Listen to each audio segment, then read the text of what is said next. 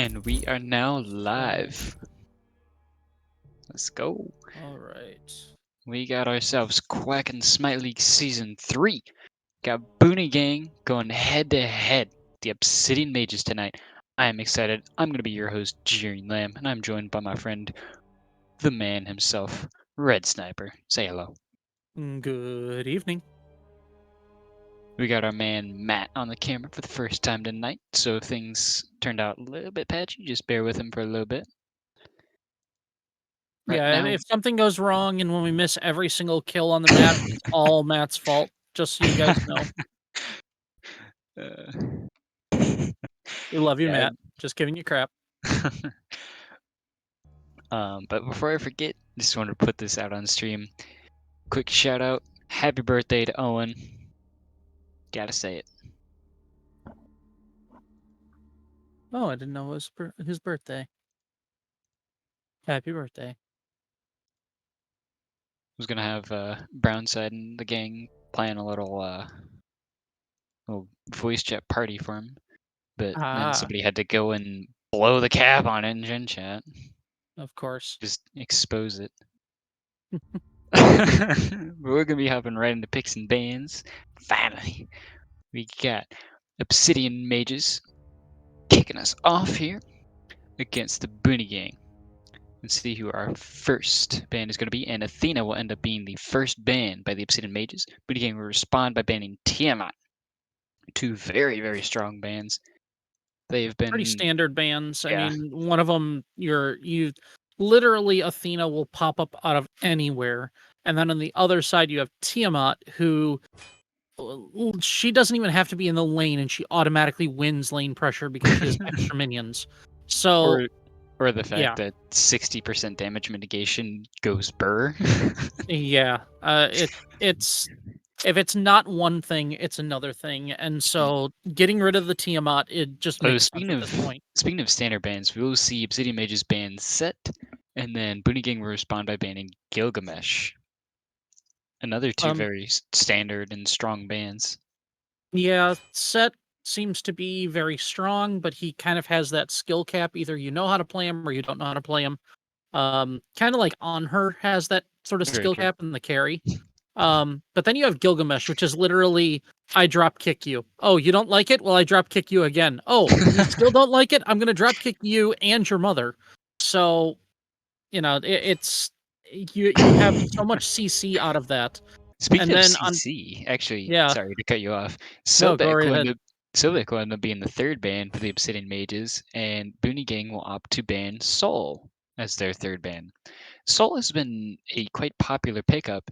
I'm a little bit surprised to see the ban, and we'll actually end up seeing Scarebacks lock in the Scylla as the first pick overall. Yeah, kind of expected. The Soul is a very good flex pick right now. Can go in the mid lane, can also go out to the carry role. You can build as a mid laner, you can build as a carry laner, or a duo laner. But the Scylla, big circles go boom. That's about what the Scylla is for. Good objective control, and then very good lane clear as well. You only As hit Booney Gang locks in what their you aim first at. pick. Chiron will end up being their number one pick, and it will be immediately followed with Fafnir. Very, very strong and popular picks. Yeah, Chiron, it depends on uh your carry. Some really like the attack speed builds right now. Some still like Bluestone Trans. Chiron benefits a little bit more from Bluestone Trans than he does the attack speed, but now because you don't have boots, building that extra attack speed item is always going to be a very, very good thing for Chiron. And then, of course, Fafnir gives the stim. Fafnir gives the disarm and also has a stun. So not a bad overall pickup there either. I am actually interested and excited about the Mercury that we just saw get locked in here. I have not seen Mercury in a while.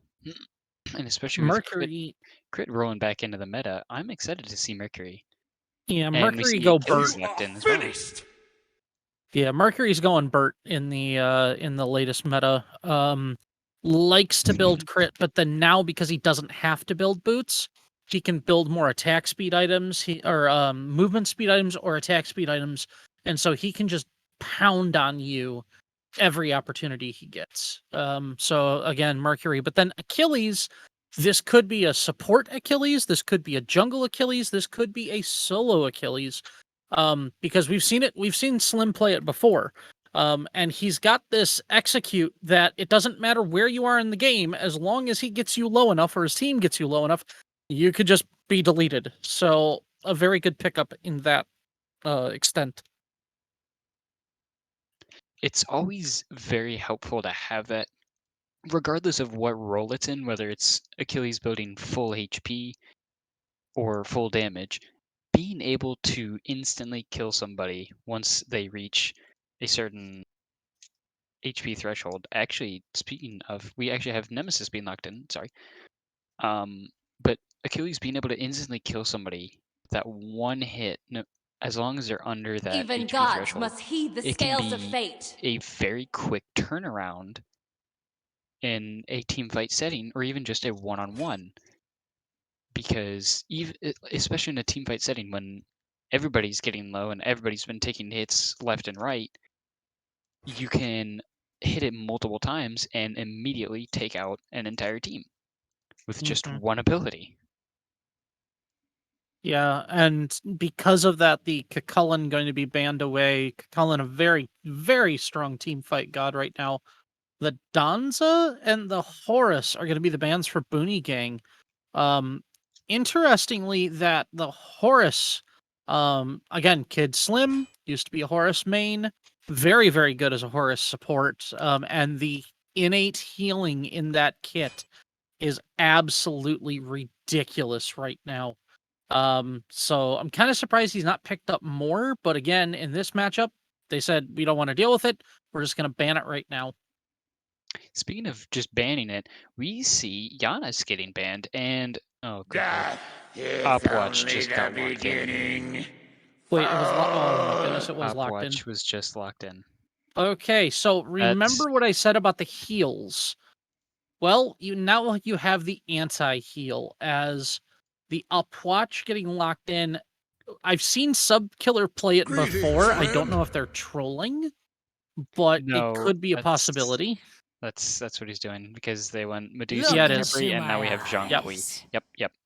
I knew Yep. it. I knew it as soon as I saw it get locked in. It is gonna be Opwatch. Kavol, And Amar actually popping off in chat. Yep. Interestingly enough, there's no execute on the side of the Booney Gang. And so the Medusa, the Scylla, the Kepri ult is going to be just fine.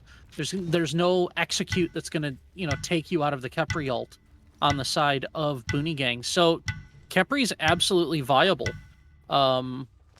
Medusa, I know. Wait a second.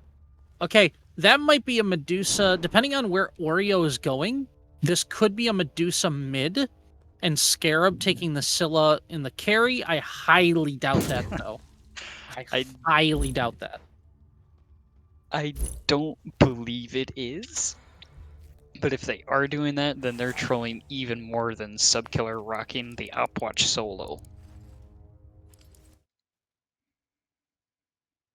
Yeah, and we'll see how this kind of pans out. Again, Obsidian Mage is kind of in a little bit of disarray, trying to figure out how to reorganize things as Highgarden Joulet, who was the 6th overall pick, I believe, ended up deciding that this wasn't for her, and she decided that she was going to be done, and left the org. So very difficult for her, but also this team at this point. Trying to figure out who's going to play where and how they're going to be the most effective. And So on we'll that see. note, Yeah, sorry to cut you off, especially with a substitute right now. Their jungle is actually a sub. yeah. So we're gonna see how this is gonna progress as they do pick up a sub. But they all, gather up around Kepri. Everybody gets the shield, at least for a little bit. But It'll be interesting to see how this game is going to progress as we see the teams begin their jungle pathing. We'll see if anybody wants to go the quote-unquote Season 8 start or Jade Dragon start, but you never know how this is going to go. Ping's coming onto purple, and it does look like Scarab is going to be playing the mid tonight. So Scarab on the Scylla in mid lane, and Medusa, played by Oreo, over in carry with Slim as your Khepri support over by the purple. Pings going out, back and forth. No invades, though, so we're going to start this game off. Boone Gang against the Obsidian Mages.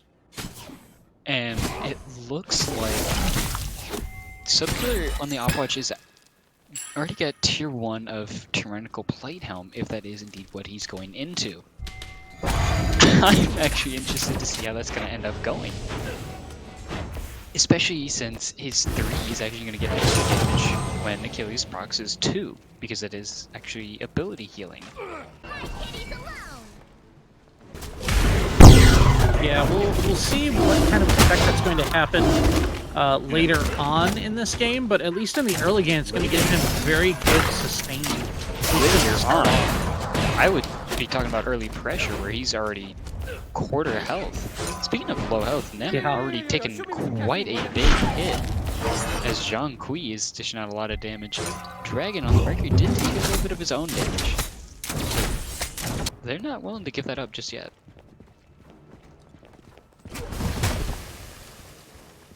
Drunk Diplomat on Zhang Kui has a little bit of early pressure right now. He's simply not willing to give that up, even as Nemesis retreats and he's now in a 1v2. He's not ready to relinquish the damage that he just put out. Yeah, this one is going to be very interesting in the mid lane to see how the sustain from Zhang is going to be. We know that Scylla has a lot of damage, however, Zhang seems to be this mage that just... Yeah, it's a mage that just absolutely ridiculously is sustain heavy, and just... You can't push him around as easily as you would like to unless he stays too long. So look for Scylla here, look for Scarab on the Scylla to try and get some small advantage. Now, Zhang doesn't quite have the objectives secure, and that may be a question over on the side of Boone Gang, because the only real thing you have for objectives secure is Open the Graves from Upwatch. Other than that, I mean, there's nothing that you can say this is a sure objective secure on that team. Whereas, I mean, you've got some pretty good objective secure in the Medusa, and some very good objective secure in that Scylla. And especially with Mercury, the amount of damage that you can put out on a very short period of time is also worthy of consideration. Just throwing out his 1 to get a crit, you could do 1,000 damage on a fire giant from a range, and then just run out.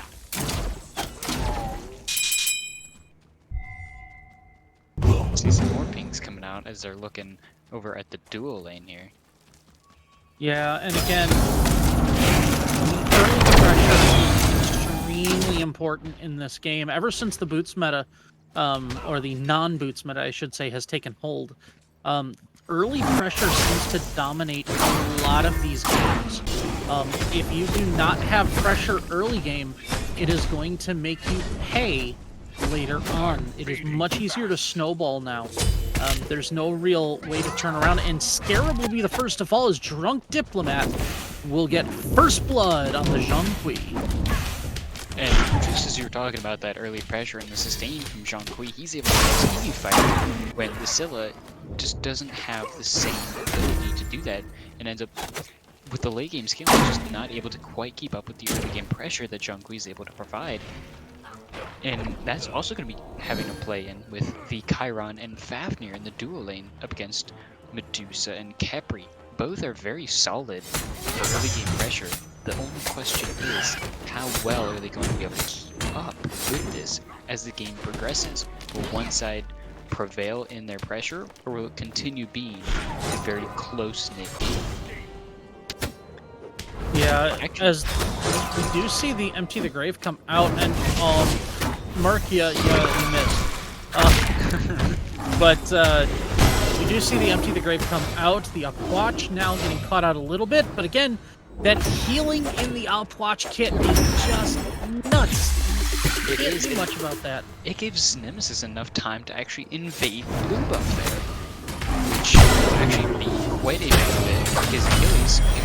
Oh, there's the ult. So Achilles and the Nemesis is now low HP. Achilles is also low HP. Scarab's monster is going to be coming out trying to catch out the Nemesis, but not quite on the mark. And Subkill will end up finding the kill onto Owen. The second kill of the game. So 0-2 the score right now. Very, very close. The Nemesis with a couple of autos. Scylla just missing the crush, but now the CC going to be the big issue there. And Scylla going to have to back away. Scarab getting very, very out-pressured in this lane. And he is now down a level. The solo lane is down 2. Just ticked over to down 2 in the jungle. Yeah. So we're starting to see those advantages come out little by little, but they do get one back in the duo lane as the Medusa has found a little bit of an advantage over the Chiron. And looking at it, Chiron is not opting for the Bluestone Transcendence spell that we've seen so often. Instead, looking at the Itchval, it looks like. Could be Itchval. I hope it's not Atalantis. That'd be a very early Atalantis. Yeah. It should be Itchval. I'm going to put it that way. And it looks like we do have a pause here. It should be an Itchval is what I'm going to say. Because that's just sort of how the build kind of standard goes. I have seen Atalantas there before, but it's mostly on the attack speed stim gods. So something like your Artemis or your Chernobog. Chiron does not have that. He needs to base a little bit more off of his power and throwing those abilities out, getting those twos out over and over again. Whereas the Medusa can go a little bit more attack speed if she wants to, but opting to go Bluestone Trans and having that base of power before he wants to do anything else. Something else I'd like to talk about here is in the mid lane. We see the Zhang Kui going for the Vampiric into the Karens, and Scarab decided on this Scylla to bypass the starter item altogether and go straight for Bookatoth. You know what? If I had to place my guess, or at least what I would do in that situation, I would argue it looks as though Scarab would be trying to opt for the Sacrificial Shroud in the late game.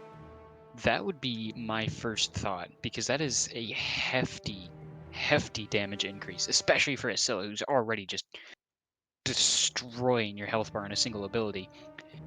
That is something that I think is worthy of consideration, because a lot of the times you'll see Sands of Time being picked up and go for Pendulum of the Ages in the late stages of the game, whereas Vampiric Shroud just has a rough time on Scylla early game because it doesn't benefit her the same way that Sands of Time does with that extra cooldown, since her early game is not quite as impactful as other mages have been. Yeah, so at least so far in the build path, you can definitely see that Scarab is having a late game mindset.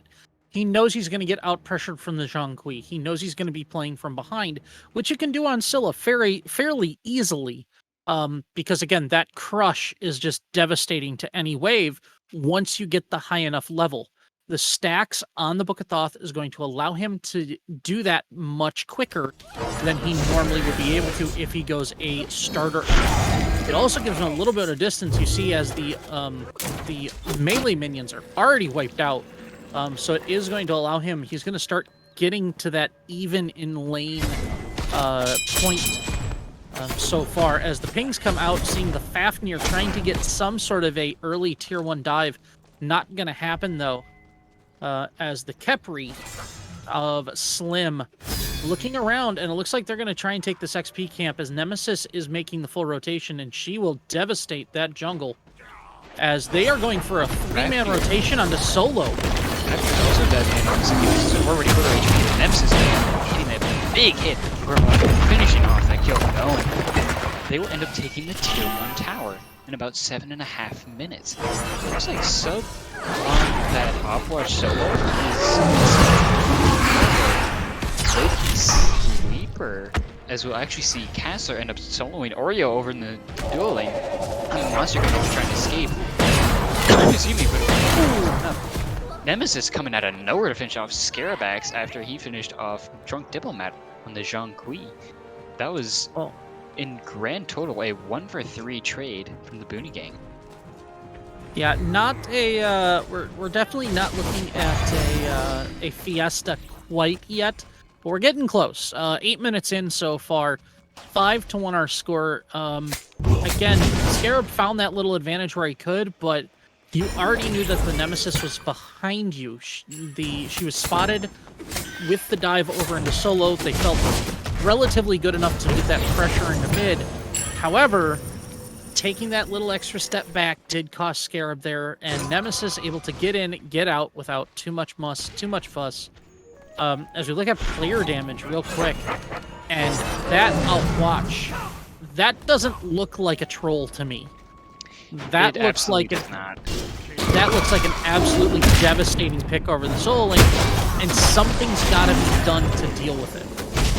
And speaking of, as you say that, we have Mercury ganking over here, but being 2 levels down, with the Achilles being 3 levels down, there's not a whole lot they can do, especially when Opwatch empties up the crypt and drops the corpses all over that lane.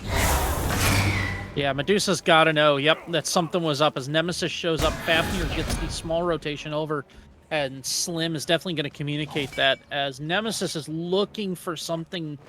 They're definitely smelling blood in the water, as Gold Fury is there, and they will start it up. They have all the people here. They have 4 people right there. They certainly have people to try and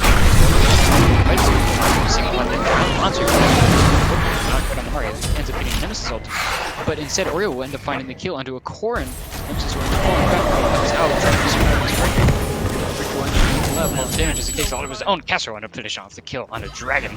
He will end up following this fight, and now they're continuing the fight. Castro will find a double kill on Oreo, and Scareback will end up responding with a kill onto. As we see some low health players coming out, Scareback will end up falling, as well as Owen will end up dropping on that John Guias. Now Kepri is looking low. Slim is going to have to get out of this fight, but won't be able to get out quick enough. Castro might be third kill in this fight. And they steal the red buff. Achilles is now left on his own. Ultimately, at the end of the day, it was a 4-for-3. Not bad, honestly, for the Obsidian mages, being that they were so far down. Yeah, it is hard to give up that that kill there, but at the same time, getting as good as you got does mean that you are going to be able to maneuver your way back into the game.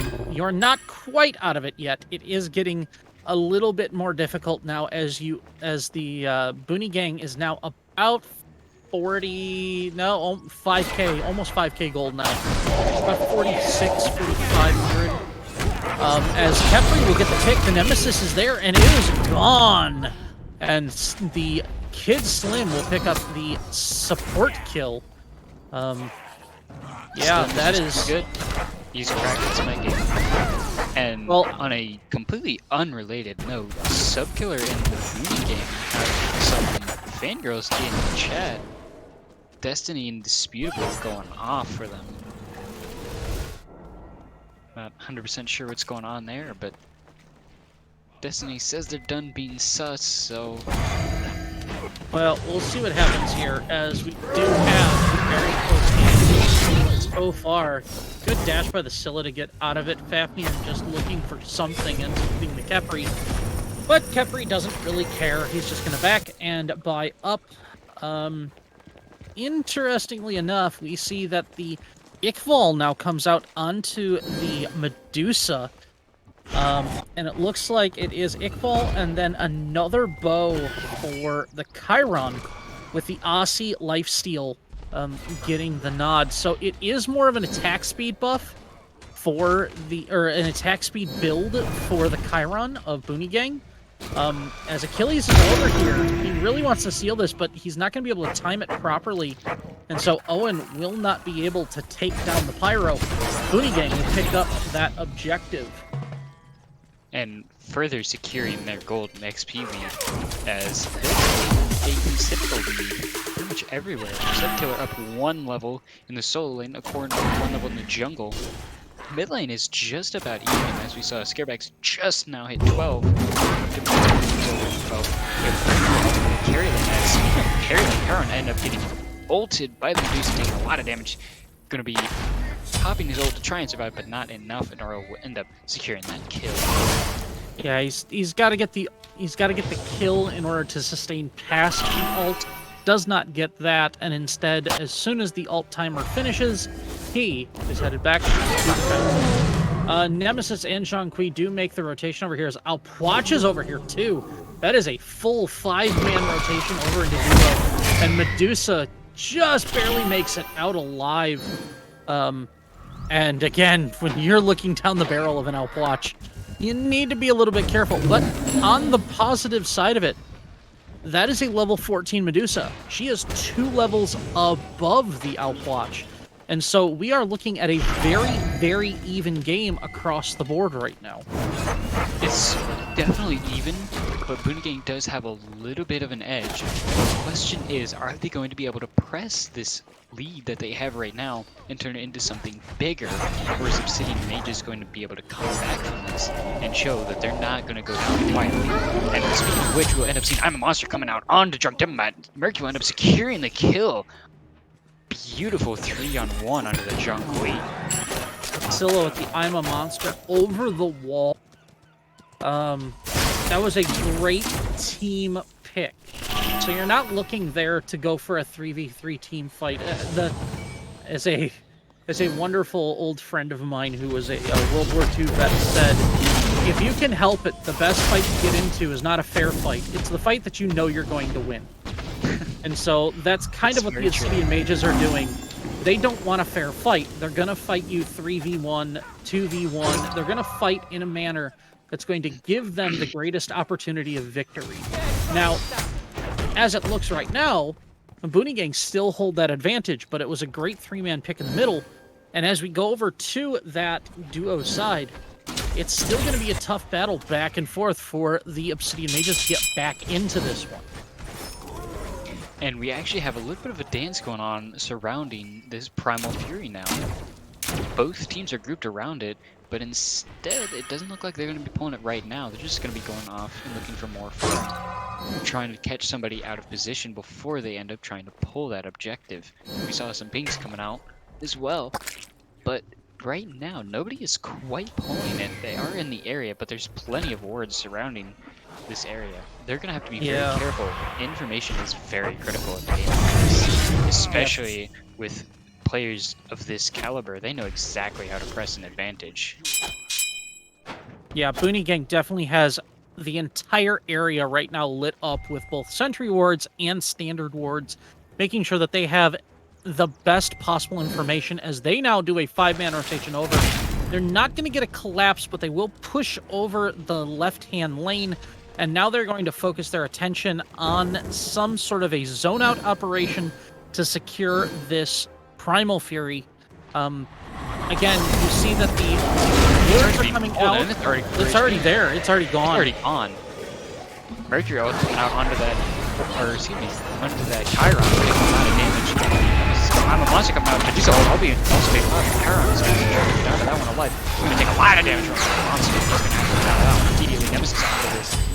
Excuse me. Subkiller wound up finding a kill onto Owen.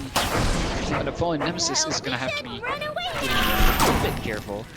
but it is instead Scarebags who's going to have to back out of this one immediately, already low. Slim is out of mana on this Kepri as he continues to just Yuri not being able to quite lock him down enough for the team, but they still do take out quite a bit of his HP, and he's now going to have to back without any mana as they're going to continue this rampage. 5 on 5 big T2 tower. It's going to be a big fight with some low HP. His Nemesis, especially taking a lot of damage from the Medusa, is going to have to back up. Excuse me. Chong Kui getting a stun onto Slim with a little bit of his mana back now. And it looks like Boone will instead opt to back up. We see some things coming out onto the Pyromancer. They know to be looking for those next objectives as Boone disengage this big team. Yeah, after getting the first objective pushing down, they thought maybe because they got those couple of kills, they could get a 2v5 or a 3v5 under the tier 2. They do get good pressure. They do get the tier 1 in the duo lane, but they are not able to secure that secondary objective of the tier 2, which would have given them absolute control and no problems going into the Fire Giant. But once they start turning their attention to the Fire Giant now, Boone Gang has a very, very good advantage going into securing at least 2, maybe even 3 towers as the tier 1 and mid lane is down to half. So we'll see how that plays out as Pyro goes down and Fire Giant can't be far off the menu. And especially with them having once again a couple thousand gold lead, Boone Gang is definitely in a good position. They're not really down in any one level defense support, but they're still able to make up for that. With a level lead in solo, pretty even in jungle. I would actually see Mercurial coming onto this Chiron tower though. He's going to end up popping the ult, will end up securing the kill onto the Mercury. Mercury will end up killing the Chiron as Scarebags ends up killing the Corrin in the jungle as we got a team fight coming out onto this poor lone Fafnir now. Things are coming out. They're getting ready to clash on him as he's trying to hide it with this D2. We now have 4 He's looking for the CC. He is looking for the CC. Unfortunately, he would be the one that ended up getting the CC.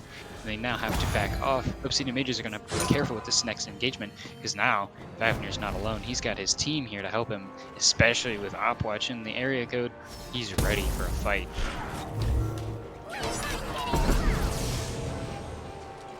Looks like they are moving their way over towards the Fire Giant side of the jungle. They're not ready to quite drop this all the way yet. They want to make sure that they get ward pressure. Medusa's not in the area though, so Boone Gang is going to have a little bit of an edge, seeing that they do still have wards. 2 sentries versus Obsidian Mages only have 1 sentry and 1 regular ward in their inventory.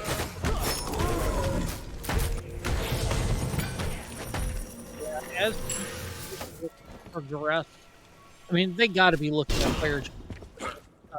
That has to be on the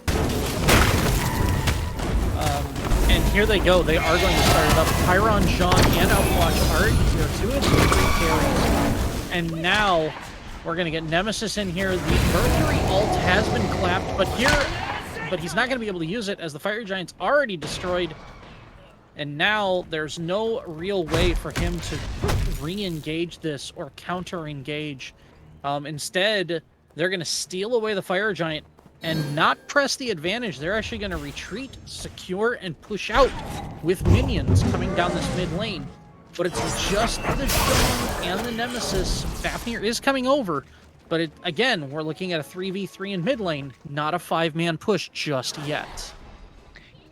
Looks like they did opt to end up resetting rather than push, especially since the Obsidian Mages didn't have everybody there. They didn't have the full team there at the Fire Giant. Boone Gang opted to instead just play it safe, go back, reset, and push all together in a group effort. Speaking of that effort, we'll see Chiron getting hit by the Kepri, still end up rolling in to do a little bit more damage. Chiron, who has a Nemesis ult, this Medusa will end up being saved by the Kepri ult. Scared's blessing, very handy. Will end up having to beat the Medusa ult as we see some low HP players diving under that T2 tower. Drunk Diplomat will end up securing the kill onto Oreo as he will end up falling in the end, but not before Slim ends up falling as well. He does secure the kill on the corridor, but they means the Boone gang will end up taking that tier 2 tower now. And they will end up having to back to try and defend this left Phoenix. The Boone gang is trying to take, it's already down to half HP. The Obsidian mages aren't quite in the saving time. Blood is going to fall, and then goes out. Opwatch ult doing a lot of damage on the Achilles. He's not able to heal. Mercury looking for a pluck, but ends up missing the dash. As now the Obsidian is retreating from the Obsidian mages as they're looking to take the advantage that they've just gotten and pressure where they can elsewhere. A 2-for-1 ultimately with a tier 2 tower and a Phoenix drop. That is a very, very well played power play. And a Gold Fury now. So again, a very good power play by the Boone gang, using that Fire Giant buff as best they can. Ignoring the only one to fall at that time. Achilles trying to use that health, but you can't use the health when you don't have any anymore. He tried to ult away and get back to safety, but he got just taken out of the skies by the Chiron. That masterful shot hitting over miles of distance.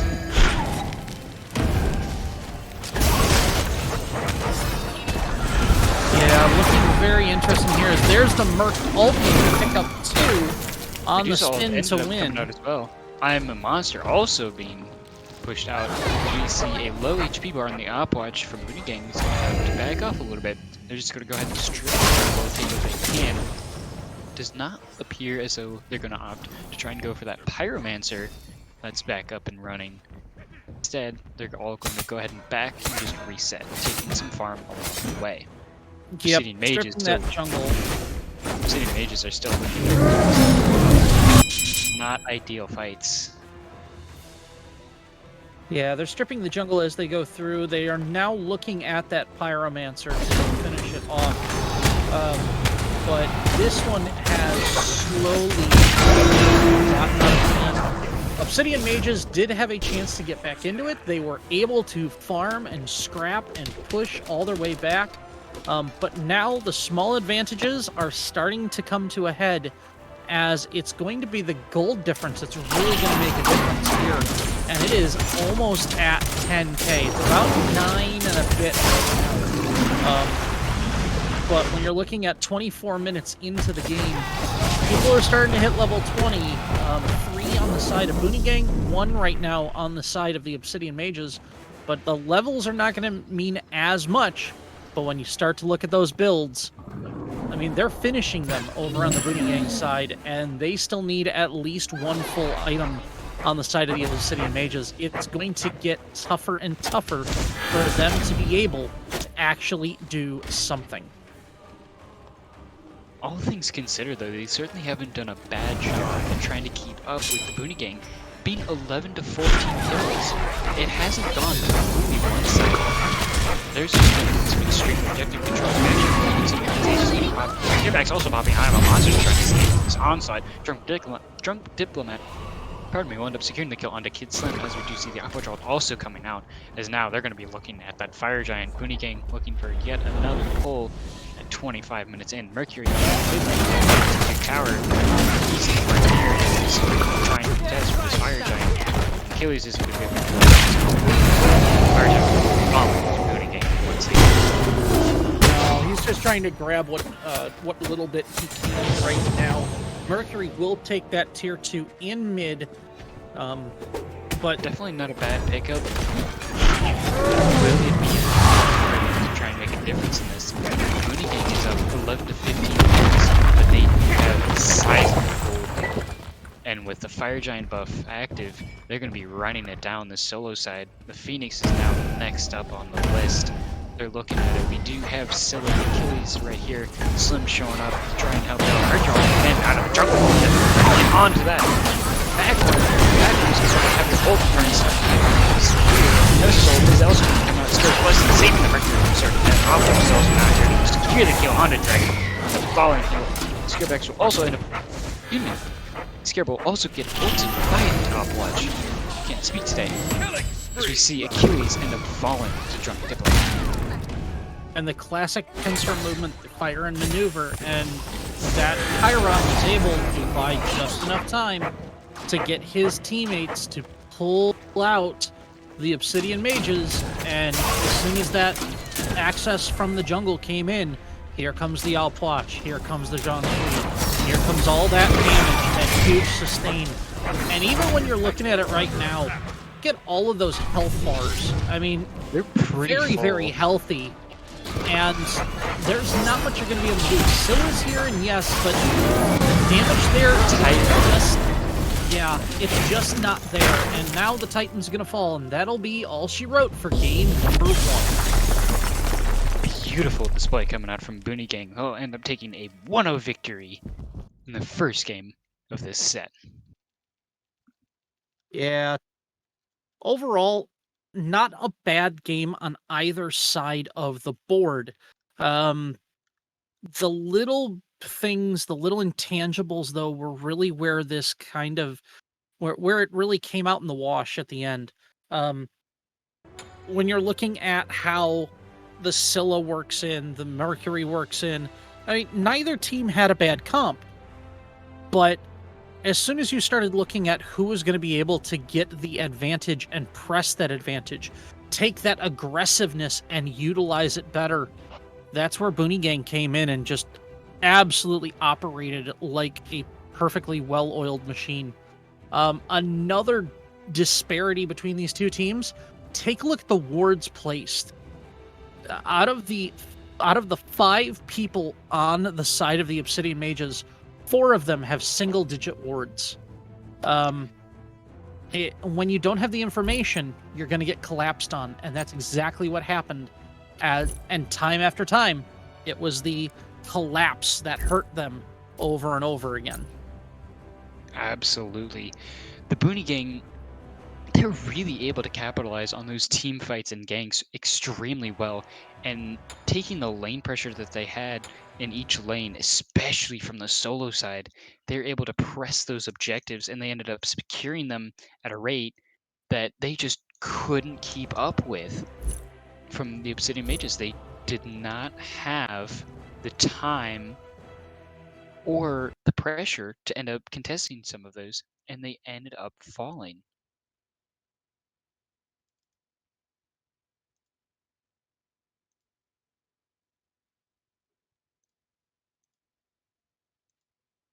And it looks like we will be right back. We're getting things set back up for game number 2. Until then, we will be right back after this.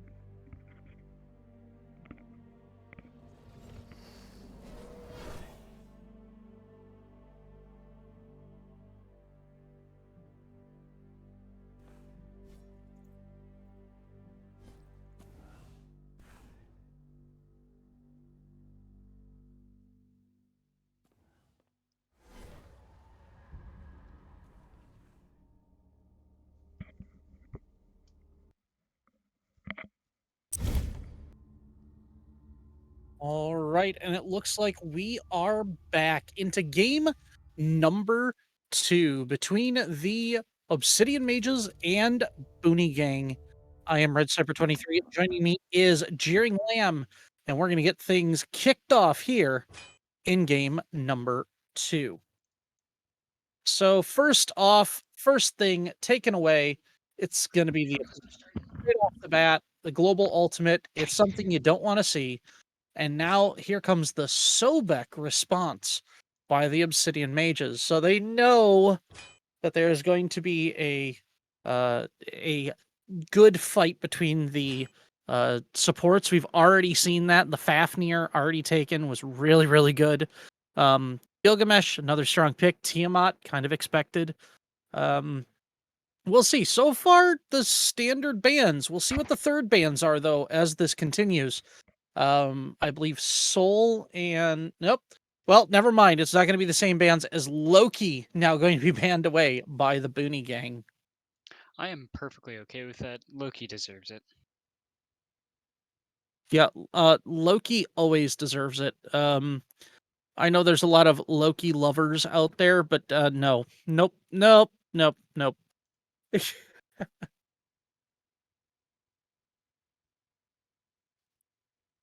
Sorry, Professor Loki, but nah. He deserves the ban. No Lokis in my lobby. Oh, there's the soul ban.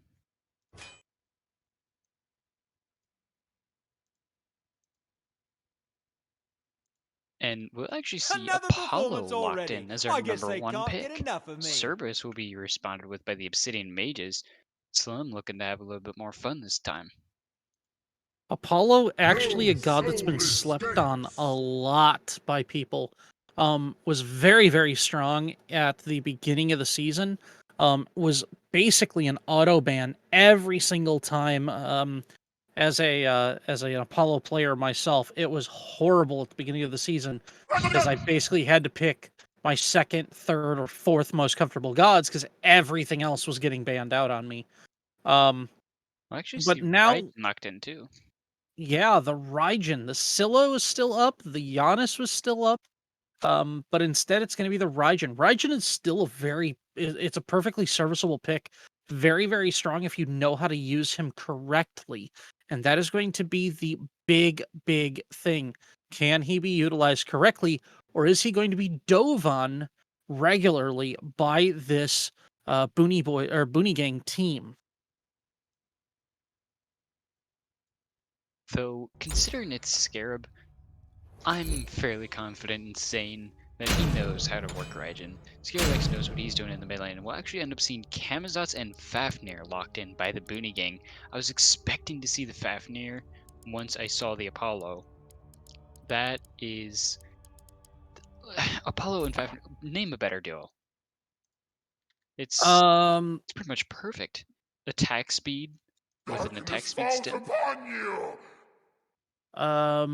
Medusa I Ganesh. love gold. Yeah, I'm gonna go that. Just kidding. Or I know I'm or gonna catch so much flack, so much flack. But anyway, yeah, the or Fafnir and the any Camazotz, very or good right now. how about this? Any ADC with Athena. No, nope, Let the hunt begin. nope. Tell me I'm wrong. Um, It's Athena. as Let's be real. ooh, spicy. It's an Artemis. I'm It's an actually excited Artemis. about this.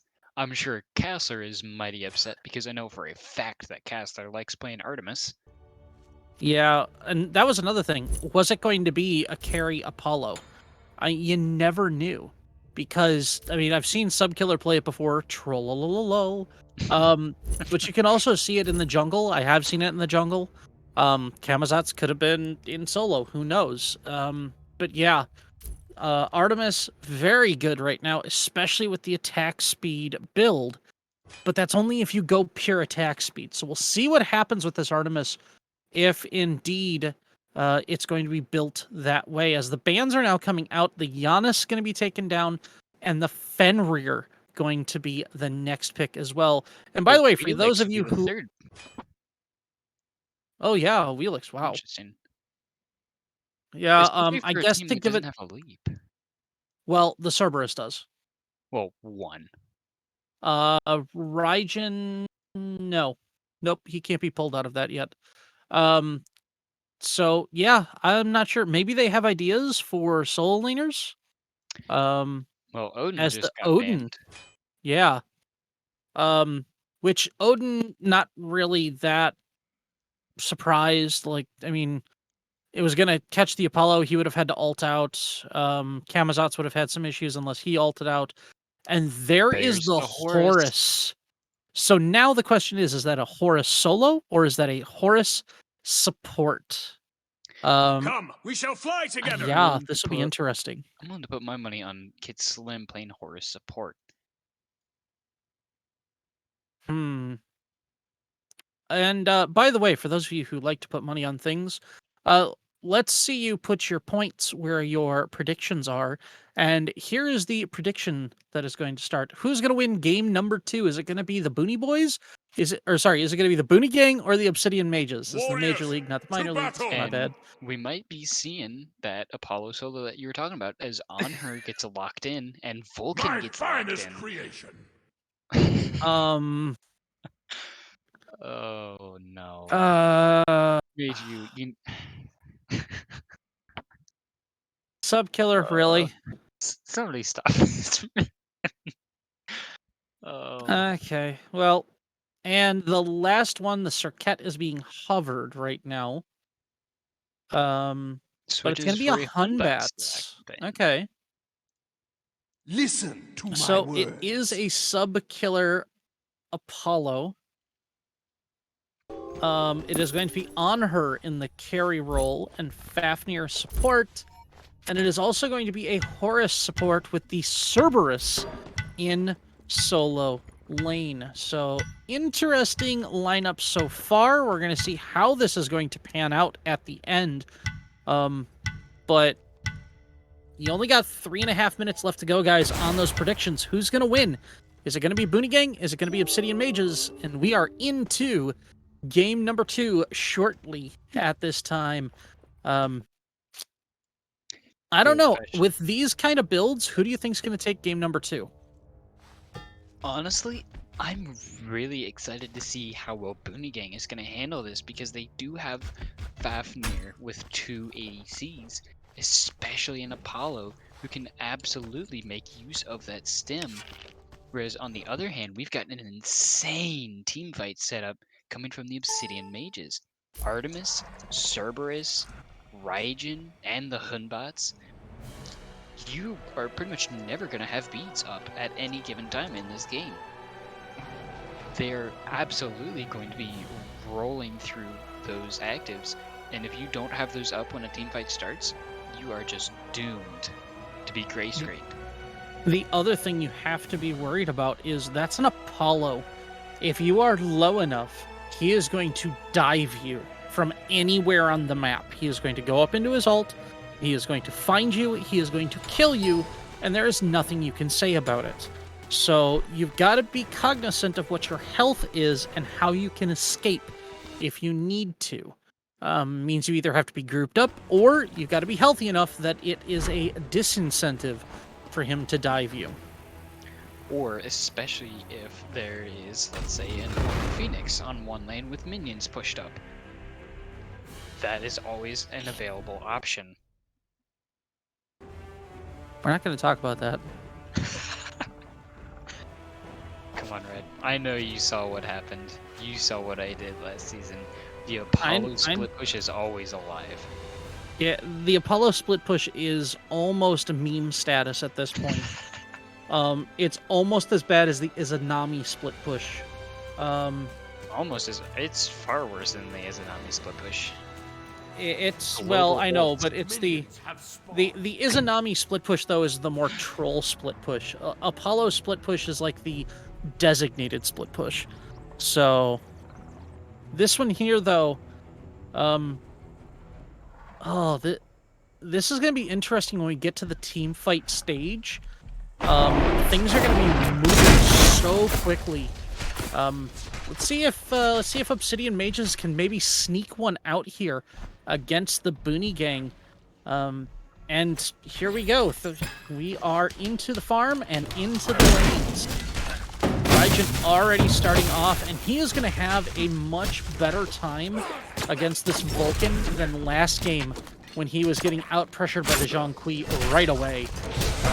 And again, goes for the Vampiric Shroud. Oh, the Camazot's almost with the kill already in the mid lane. Wow. Talk about early pressure. Yeah. Well, speaking of which, we have Unmatched waiting to get some follow. He's going to be caught in a 1v2 situation very, very quickly. Although Cerberus is very low, so he's going to have to be very careful. He doesn't land that stun, and Unmatched is here. Did him some damage onto this follow, but he's going to just miss it and walk away.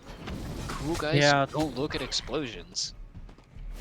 I mean, the Apollo, and this is me, and so something you have to realize about who you are speaking with is when I first was a Smite player, my exclusive position was a Apollo solo. That's what I did. That's how I played. As Oreo will be dropped and Castler will be on the response, so it is a 1-for-1 so far. Horus is there. He is going to heal up as best he can. Camazot's coming around. Cerberus getting very, very low in solo as well. But he will escape with his life. This Horus is still going to be slowed, maybe stunned. Chased down to the ends of the earth. Oh my goodness. Now the Raijin's bringing in the Vulcan. He's got the Hunbat support, the pop-up, the knock-up, and Vulcan will survive. Sneak out with just a sliver of health, as will Horus. Very, very low. We now have Beth in the mid lane. Starting right out of one. Vulcan is going to drop a little bit more artillery damage onto the wave to try and get the extra XP and gold, but he's going to have to be very careful. Kudos, by the way, to Senpai actually hitting hammers. That is the big difference between having a successful and a non-successful Fafnir player, is whether or not you're actually hitting your hammers, and he's doing it quite effectively already. He is. He's doing a phenomenal job on it. And we actually see a little bit of a fight, more of a scuffle really, going on in the mid lane. Duo side of these here. We'll end up dropping that like Fafnir, making his way back over to duo lane. Still level 3, on par with the Horus though. Sadly, Cass is actually that Artemis. And Subkiller once again getting a 1 level lead on to Owen, who's already low HP back on their tower. Especially bad situation since Sub has the range from Apollo, whereas Owen doesn't quite have the same range. Yeah, the Cerberus went Vampiric Shroud, so he's looking more for that fight. He needs to be able to steal that health from his opponent. The Apollo's not giving it to him, though. That's the biggest issue. Subkiller's trying to play this from range, and he's doing so effectively. The problem, though, is later on, how are you going to be able to deal with the Apollo with the death's toll right now? And then you have what looks to be a Transcendence coming up from the Apollo. As we go into a little bit of a pause here, 1-1 our score, 3 minutes 56 seconds in, just about even. Boone Gang's got about an 800 gold lead right now. Looks like the pause has finished. But looking around, so the Artemis looks like she's going to go into an itch ball, as well as the on her. So mirrored build paths so far. But interestingly enough, the biggest difference in build path is actually going to be in the solo lane. And holding this Apollo, going what I would probably call the Season 6, Season 5 Apollo build, where you pick up something, you pick up a starter item, you pick up Transcendence, and you just try and absolutely obliterate it. As Raijin should not have survived that. I am very interested in this state of the enemy, especially since we're so strong. Fear No Evil and Tycho Drums now trying to pick up a kill onto that Vulcan, but not able to get it. excuse me, the Camazots did take quite a bit of damage, especially going into the tower to try and secure the kill onto Scarabax. But all of them lived, and it will continue being a 1-1 game. Yeah, and Apollo already here. That's one of the great things I remember from being the Apollo solo. I didn't have to carry blue pots because I had a blue pot around my waist the entire time. And when you're the Apollo and just don't have to care about mana early on, it's so much fun to play Apollo. Speaking of Apollo, that's not a Transcendence. That is a No. Dominance. That's a dominance. He is going pen early on. Not going to be much in the way of attack speed, but it will give him health. It will give him power. I believe it's 55 power. And it's going to, yeah, and it's going to give him good percentage pen early on here against a Cerberus who's just going to be naturally tanky. And especially because that 55 power gives him quite a boon to his ability damage as well, which will make his clear all the better.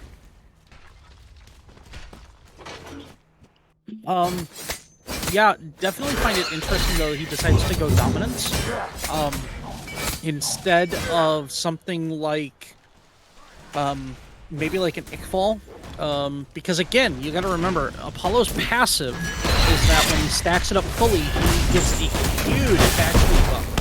Not going to be able to get that, but Horus taking a lot of damage as we saw Wolfman trying to secure that kill, but Slim will end up getting out of there with just a sliver of health remaining. looks like Tusky was also utilized over by Oreo in that dual lane, and now comes the collapse over there. As Camazot's looking for something, Fafnir still just being a thorn in the side of the Artemis. Unfortunately, it looks like Fafnir may be the one getting caught out as we see a huge rotation. 4-man now in this dual lane.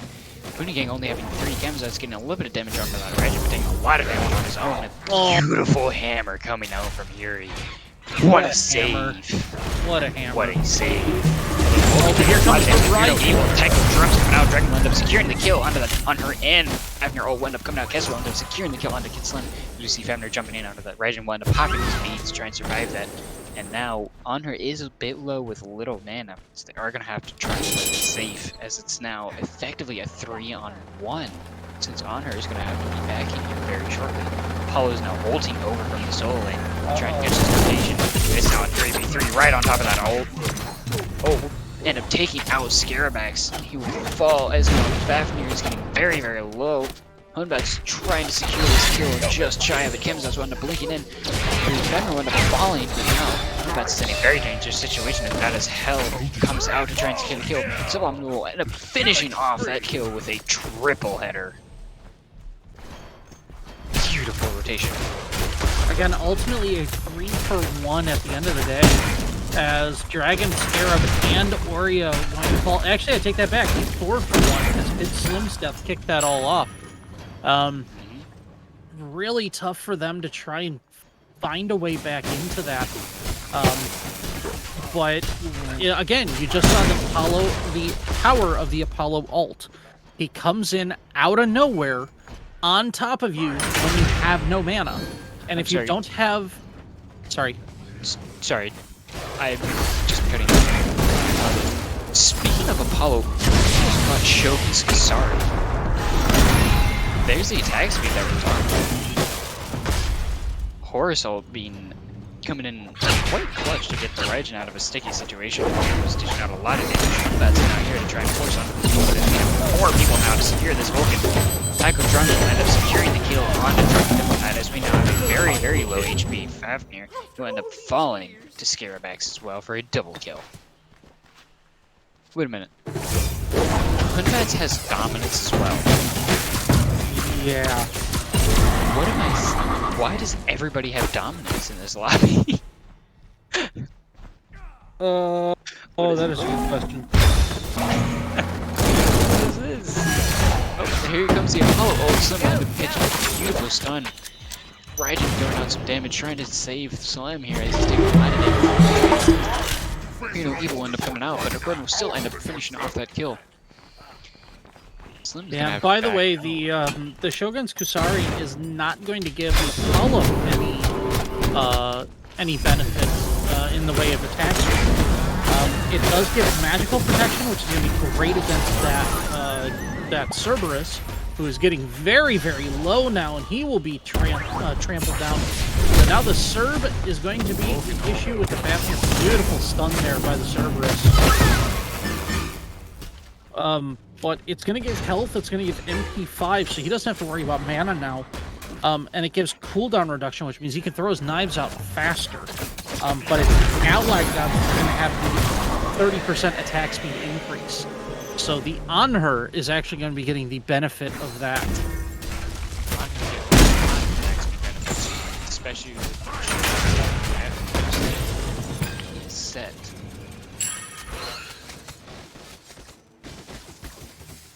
Although it looks like Sub is opting for even more defense. Very Apollo coming in here.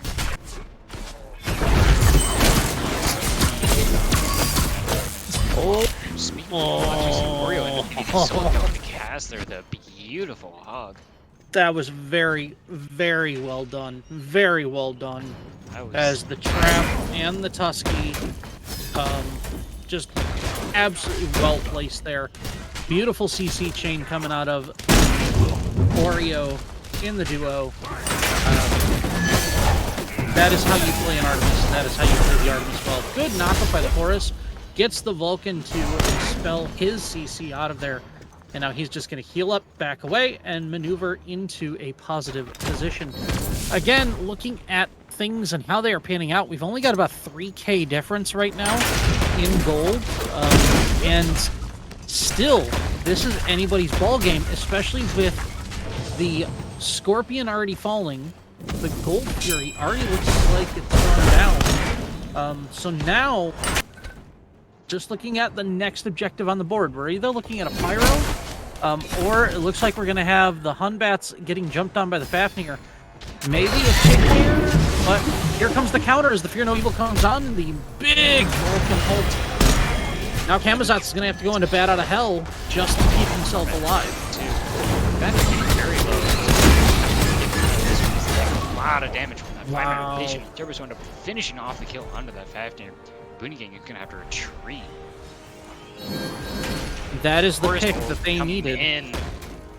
Big Horus ult to try and catch them out of guard, but they are already too far gone. They're not going to be able to catch them out in time. Boone Gang is just going to be taking that one death loss and retreat. Obsidian Mages look nice and pretty. Taking a massive amount of damage. Or end up finishing a double kill on the Drunk Bird Horn. Beautiful. Yeah. They're gonna opt straight for that Pyromancer as well. 2 for 0 at this point. Pyro is definitely on the table. I would have even said, hey, you only got 3 there, and the Anhur is not going to be that much of a threat right now. Try to go fire, but instead, they are going to opt for the Pyromancer. They're going to grab up a little bit more farm just to get some gold into the pockets, buy up, get that power spike, and try and push that advantage where they can. Apollo 3-0-0 in the solo lane. Subkiller is just pushing the limits, going for more cooldown, and building this Apollo very, very tanky. Has a breastplate of Alec. He has 30% hold quite frequently, and with dominance, he definitely does damage on those towers regardless. So he's absolutely going to be a menace because his flare damage is also very, very high. He's second highest in the entire game right now, second only to Hunbats. King's coming out. They know where the Apollo is. They're going to try and head him off as Horus is there, but the Mez comes through. Just walk away from him, but he's actually going to end up ulting. Looks like he's opting to rotate over his dual lane to try and catch Yeah, he's going after the Artemis, who is out of mana. Yeah. He's going to catch it right before the Tower of Beads will come out, and it doesn't look like he's going to be able to pick off that kill. So instead, or he's going to just retreat.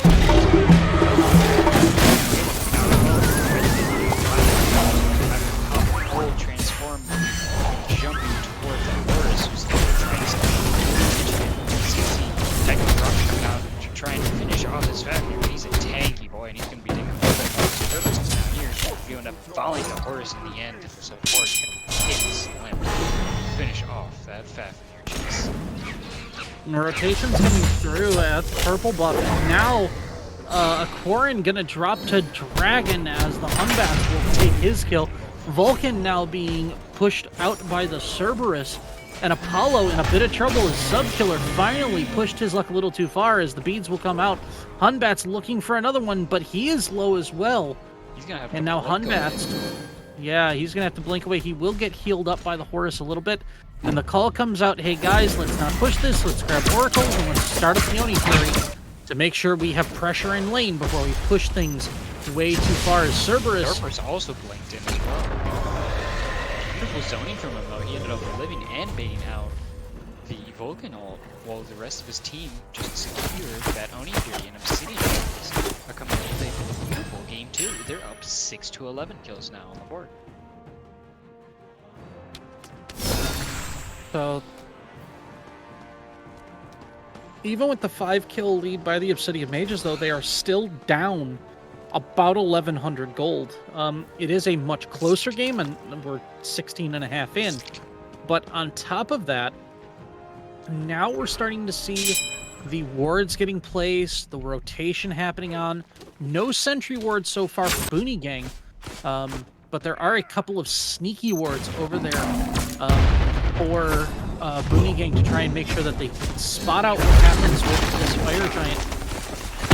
As the dance starts, and in the midst of that dance, the tier 1 in the left lane is going to fall, as Artemis will push her advantage forward. But here comes the rotations over towards mid. They're going to see maybe if they can catch something out, or maybe they're just going to back and try and push for that Fire Giant at the very end. The Fire Giant is always an important dance to keep very close attention to, especially because he can really turn around a fight. And now, Artemis having backed, it looks like the Obsidian Mages are definitely going to be aware of this Fire Giant dance, so they're all going to be preparing for that. Picking up wards across the board, being dropped everywhere, they can take control of that pit. And now, it looks like Boone Gang is also going to be taking note of that. They're going to be backing, getting some of themselves. I am trying to figure out what in the world Subkiller is building here on his Apollo, and I have been wrong every single time. Normally with an Apollo, you want to build at least some sort of damage onto it. He's done it once. He did the dominance. That's it. That's all he needs. Keep in mind, Subkiller is now 3 levels up in this solo. We'll actually end up seeing the Horus. He will end up securing the kill on the Vulcan. I don't know. Coming out with already low HP. Back on the Vulcan as well. Bursting through a forest, securing that kill. And then he'll also end up securing the kill onto Yuri, who ended up falling for a double kill and Oreo. Yeah, and Oreo is now on a rampage. That's 5 kills for that Artemis in a row. 6, 2, and 5. Oreo has found his partner in that duo lane. A little bit tough earlier on the Medusa, but that Artemis has definitely been a welcome sight in the duo lane for the Obsidian Mages. Here comes the mobile ward of the Apollo above, as here comes dropping down in the middle. 4 men strong, but he is going to get focused down, and Scarab will pick that one as Cerberus is going to turn onto the on her. He will zone away. Trying to secure that Fire Giant, but not quite able to pick it off, so Obsidian Mages will securing that Fire Giant and the Pyromancer with a 6 to 15 kill lead. And now you see that disadvantage in gold now become a swing the other direction, as we are now talking about 3K. It's about 2,800 right now. So almost a 3K gold lead now for the Obsidian Mages at 20 minutes in. And now we start looking for what's the next objective on this map. Are they going to go for a primal? exploded. They prefer a tower. It looks like it's going to be a tier 1 solo tower that is going to fall first. Here comes the Horus, and maybe they are just going to push the Soul Link a little bit further. And it's especially interesting because having fight for that T2 tower very well, right? You can have a lot of damage, especially with the Fire Giant buff. Careful with how they play this. The tower's all right in the it's going to be an interesting siege for them over here. And Artemis isn't even here. Artemis is split pushing over on the left lane. Yeah, Artemis is split pushing over, and I'm looking at the Artemis build right now. Decides to go for the sorry, not the Atlantas. I thought that was going to be Atlantis. Actually, no, it will be the Atlantas. Because Artie has the Itchvault, Artie has Silver Branch. The only one left over on that tree is the Atalanta's bow. And so Artemis is going to back away without getting caught out. Oh no! The Obelisk comes in, and now Apollo is going to give chase. Here comes the on her. Apollo ulting as well, is just trying to chase Artemis. Artemis runs up beats and disappears around to try and take out this Artemis. Beautiful trap. Drops him down onto this. Trying to finish it. Oh! Able to now. Owen Leonard securing the kill onto a cord. But Casserole and finding the kill onto Warriors. We see huge Volcano truck beating that dragon. He could not survive that huge ult.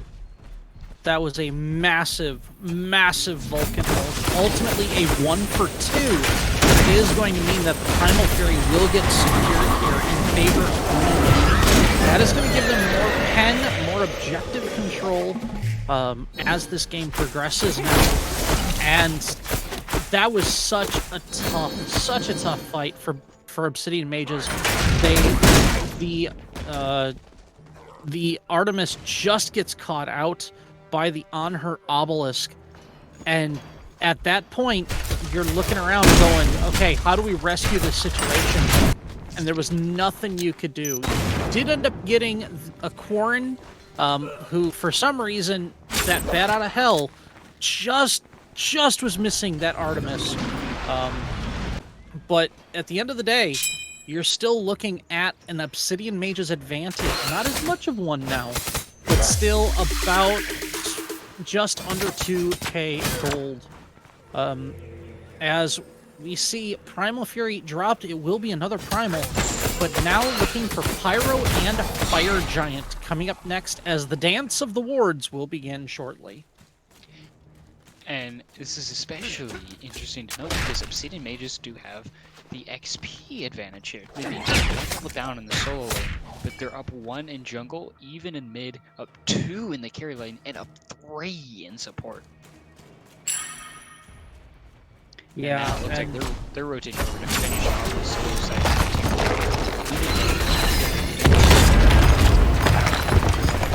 Pretty quickly as we see a huge 5v5 group come up for this.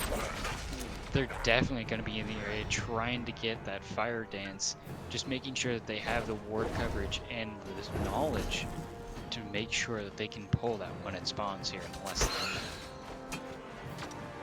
Yeah, trying to clear out what they can at this point. They will drop a sentry ward in the standard spot, looking for something just to clear it out, making sure that they are in at least relative visual control of the Fire Giant pit. The Vulcan cannon is also going to be an audio indicator as to when and where the Obsidian Mages are going to show up. But here it comes. Fafnir are going to take a little bit of damage. Not too much, but just enough that the pings will come out, the Pyro will come up, and Fire Giant is landing shortly. As now here we go, really the dance. dance. Yeah, here's the dance. Zero Evil coming out. Zero Evil already on the Apollo. He's going to have to jump out of that one. Big Volcanol coming in, trying to prevent them from taking that Pyromancer, but they end up driving it in time. Some inspiration. Obsidian So made again, a lot of damage onto that Pyromancer. A lot of damage. Hearing it as well. and here comes the Cerberus ult. We see massive amount of burst on the other now trying to secure damage onto that Camazotz as he's retreating. Apollo in the skies. Amazon's going to be forced to back. Orlin up, picking up a double kill on to Yuri. Fafnir not able to survive that one. And now, Obsidian Mages are going to be able to 5v3 push for this Fire Giant. They certainly have the manpower to take it as we see Frenzy being popped. That Fire Giant is going down really quickly. 2 for 0 in that team fight, 18 to 8. And they see the Vulcan over there. Let's see if they want to push this advantage. They are going to rotate over and attempt the last on. There's the stun by the Vulcan. He is going to get caught out, knocked up, turned around, and dropped. Goodbye, Drunk Diplomat. Have a little gray screen and think about what you've just done. The 5-man push coming through into the solo lane. Cerberus just trying to find some minis to maybe get some extra advantage here. But we'll see as those death timers are starting to expire. Drunk Diplomat, the only one now down for Boone Gang. And we have a 4v5 fight as the tier 2 mid appears to be the next target.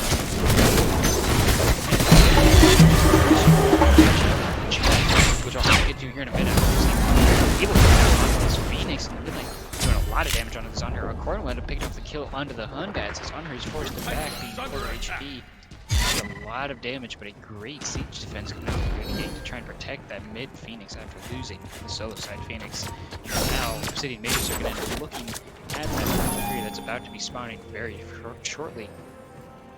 But going back to the question that Margell posed, he asked, which build is more horrendous, the Apollo build or the Hunbats? I'm going to say neither. I would say both of them are unusual, to say the least. Well, they're both attempting to do different things. The Apollo is attempting to be a solo laner while playing a hunter, which means he's going to pick up things that are going to be more in line with attempting to be that tanky solo that you're supposed to. You have to be that HP health bar for your team. On the other side, though, the Hunbat is trying to get the ability damage. Emperor's armor and stone cutting. I understand that. I do. I would call unusual on the Hunbats. Yeah, I mean, absolutely. It's definitely unusual. 5 and 4, so it's obviously working. He's dishing out a lot of damage on the backline, so power to him. It's not what I expected to see in the slightest. I will not go down that road. I will not go down that road, but you do. And Margiela, I will not go down that road. That is not my job. So I've called builds into question before. I have wondered why, and I have taken so much garbage because of it, thanks to you guys, that I am not going to do that here. On my personal channel, maybe I'll talk about it. Not while I'm casting here. I didn't think I would ever see Emperor's armor on this, but it's making Siege a lot easier to see a big open up a lot of damage. It's back when you're jumping on the back, a lot of damage. All the way down this Artemis, but you end up taking a lot of damage. Get Slim CC and have to back out of that one. You see a very low HP Stairways being Amazon still looking for that kill, especially that Honor now here as well. Bad on Hell coming out and trying to kill himself. Very good. Final time to kill himself. Finishing off the kill onto the Hunbats. We now have some rather low HP trying to chase the final kills on Obsidian Mages. As now it's just really alive with the Fire Giant buff. It's 2 against 5 right now being live, but Vulcan all the way over in the solo lane trying to protect him. Prime will live in the game. A lot of damage now coming back.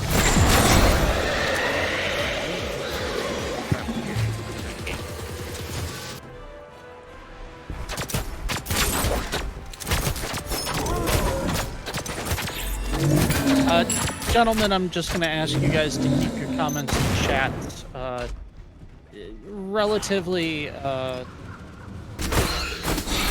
call it in line with the code of conduct, please. That is what I'm going to ask as we watch things. But, you know, as we see this game coming up, Phoenix has respawned. Fire Giant about to show up again. Pyromancer on the board.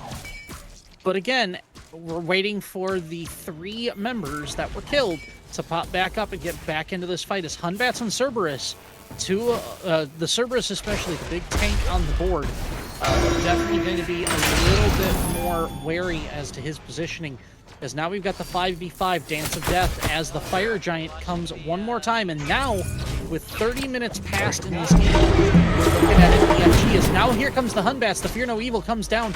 The Fafnir are going to have to leap away, and the Hunbats will jump out as well.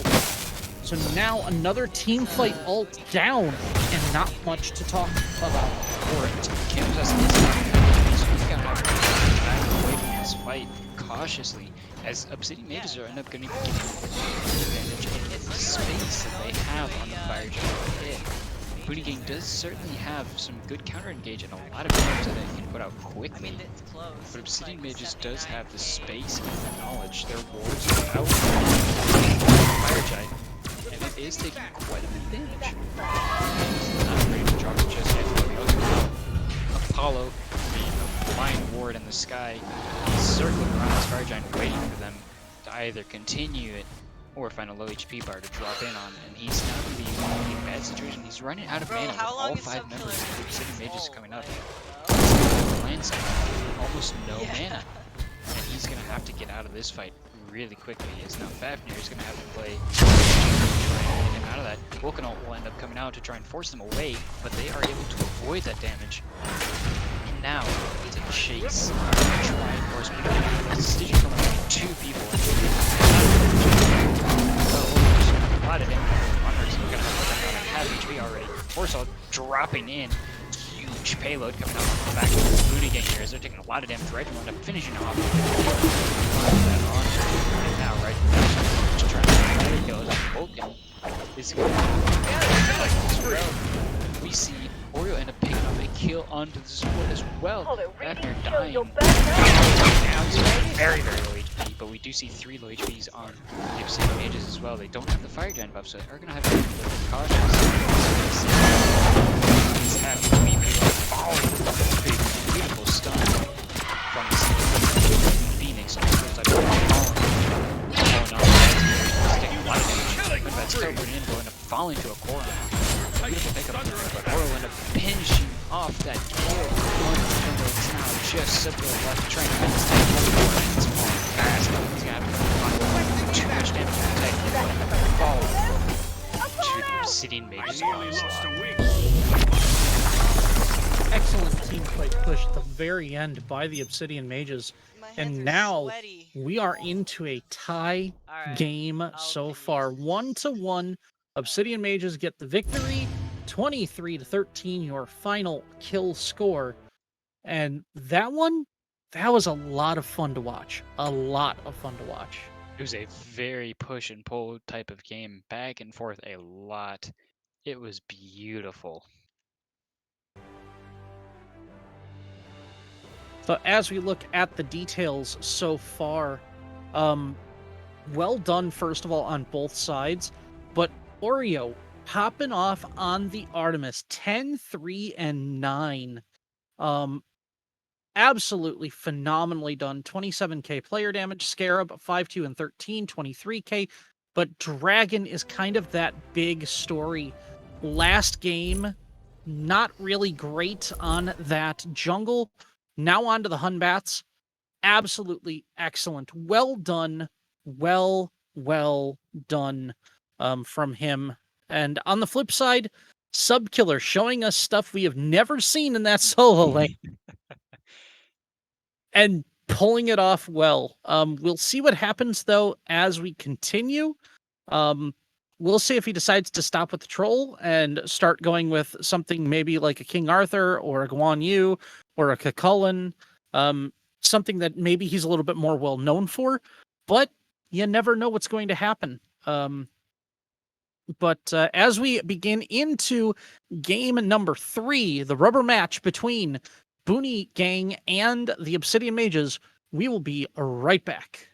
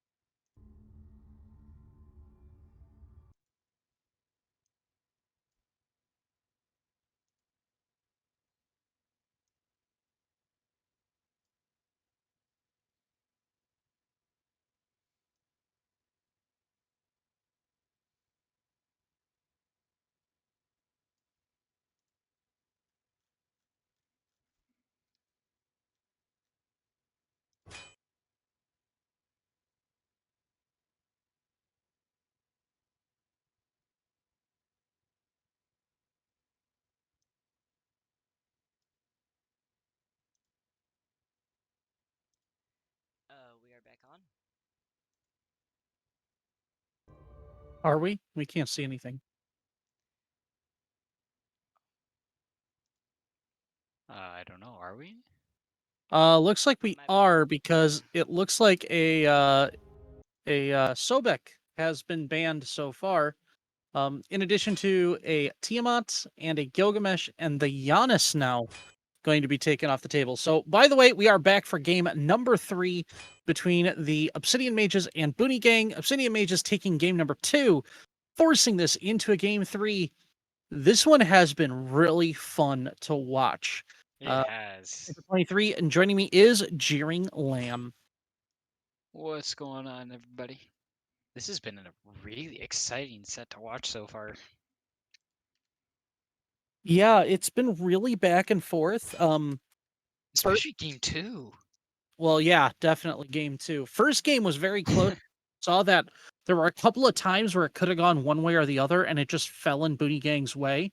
But in the second game, you saw it was going for Obsidian Mages, and then it went for Boone Gang, and then it went back to Obsidian Mages, and then it went back to Boone Gang, and then the Obsidian Mages finally were able to close it out. But as we enter into the picks and bans phase, we have the Athena, the Gilgamesh, the Tiamat, the Soul, the Giannis, and the Sobek taken away. And first pick going to be the Raijin. Again, Scarab running it back on that Raijin, and now Castler says, no. We're going to go back to the first game, and I'm going to lock in the Chiron. You only hit what you Kessler aim did at. pretty well on the Chiron in game 1. He definitely was able to pull off some pressure. Even if he wasn't destroying in lane, he absolutely wasn't losing it either. He did a considerably well job. Yeah, he held his own as a Chiron into a Medusa in game number 1. Didn't exactly win lane. I think he ended up 2 levels down at one point, but still not bad, able to fight very even. And the Jing Chen now going to be locked in. That one is an interesting pick. We've seen the Fafnir twice now. Fafnir for the 3rd time, though, except this time on the Obsidian Mages along with the Artemis. Let the hunt begin. So Slim in game 3 is telling Senpai, anything you can do, I can do better. I can do anything better than you. And we'll see if Slim is on that Fafnir coming up here, as the Ratatosker gonna be locked in one more time. Or sorry, as the last pick. First time here. Yeah, for the first time on Booty Gang. But I think the big story of the first round of picks is definitely Artemis picked up one more time for Oreo, running it back. We have the Chiron, which got the victory in game 1, against the Artemis, which got the victory in game 2. This one is going to be fun. And especially since we do see Loki being banned by the Boone Gang again. I'm interested to see where that is going to end up taking us. Especially with a Jing Chen and Chiron in the dual lane. Both are very high pressure gods. In the early game, Scylla will end up being banned by the Obsidian Mages. They don't want to see that pop out on to the Boone Gang here, because that could be a tremendous pick if they're able to pull off that Scylla. Yeah, and interestingly enough, when you look at the Scylla and the Giannis being banned, the Scylla, massive damage, good objective secure. You've got the Giannis, which has that hyper flexibility of the through space and time, taking his team with him. Maybe we'll see Zhang again. That's a possibility. I don't know, especially into an Artemis and a Raijin. We do see But we'll Suki see. only banned. Yeah, Suki is banned as well, so that dive is not going to be able to happen, especially onto the Artemis. And the Cucullin banned away, so they are really scared of. I would honestly be really scared of Sub getting that Cucullin right now too. I don't care if he's been nerfed a little bit. Cucullin is still a very strong solo lane god. They did allow the King Arthur though, and that would be absolutely terrifying to me if Sub gets his King Arthur in game number 3. I'm just waiting to see who it hope will be that he ends up picking here, because both games so far he has gone with a rather unorthodox solo pick, and we'll actually see Odin locked in. Serket will be hovered by the Obsidian Mages though. Let's see who will be their final pick as well. Serket does have quite a bit of CC, although the Hundets is still open. Will they end up running that back as well? Because that was a beautiful team fight mechanic. May the gods of Valkyrie surround you! Kong will be the solo that they pick, and it will be This is Serket one who's gonna be tale you locked don't in. want to chase, darling. Woohoo! Definitely a very strong team fight setup coming from the Obsidian Mages here once again. And honestly, I love the Serket into the Chiron. And by the way, to those of you who are watching, here you go. Get your predictions in. Who's going to win game number 3? Is it going to be the Obsidian Mages or the Boone Gang? As Thoth going to get picked up. The artillery mage of artillery mages in the mid lane. Drunk Diplo on the Thoth. Going to go up against Scarab's Raijin in mid. I'm looking forward to this one. Definitely some very long-range artillery coming out from both mid laners. Raijin excels at poking people out, especially with the range that he's able to get with his 2-1 combo. He can really dish out a lot of damage on you from quite a distance. Thoth, though, is absolutely able to match that.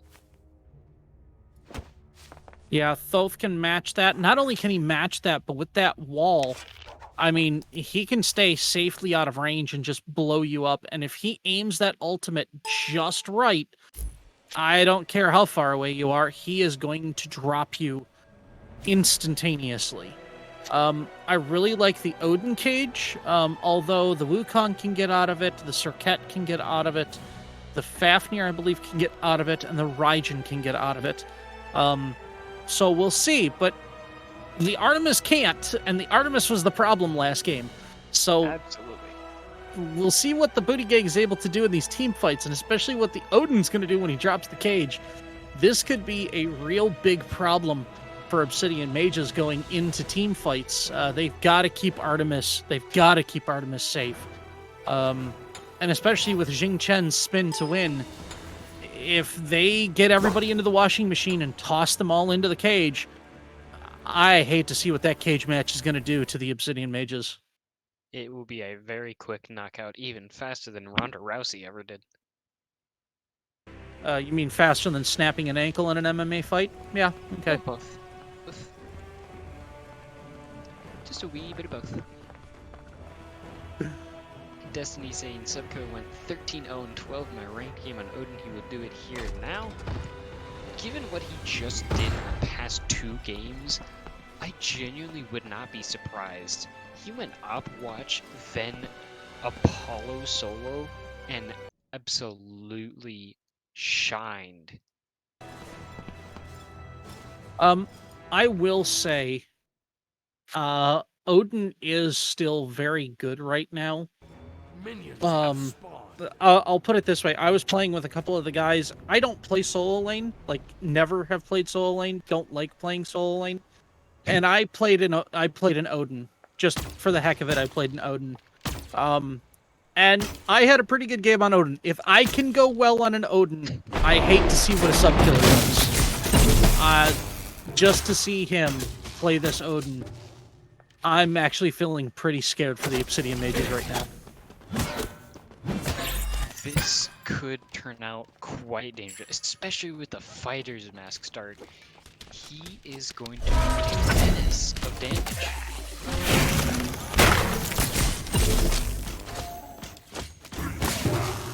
Yeah, he wants to get aggressive. If he's going fighter's mask right off the bat, he wants to be aggressive early. And speaking of aggressive, Rat's gotta run as Serket gets on there. And there is that Odin damage right away. On quarter HP already. It is 1 minute in, so you can. Yeah. Oh my goodness. The Artemis showing the art of the dip, dash, duck, dive, and dodge in the carry lane. And it doesn't matter what Chiron's trying. Once it's not a big circle, he can get away. And Rat very low, and now there it is! The extra damage from the Raijin will get the procs, the pops, and the bye-bye to the Korin.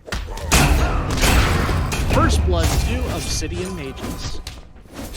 Odin is a little bit low on HP himself, but he's more than just on tower. Odin just not quite able to handle the output of damage from Subkill. Now see Mr. Cat coming in on her side. Cat's still looking for some more aggression. The Raijin had already with some damage. They already showed what happened when you challenged that. Red got the benefit of that stick. Wukong's still very, very low, and now both the Rat and Serket are over here.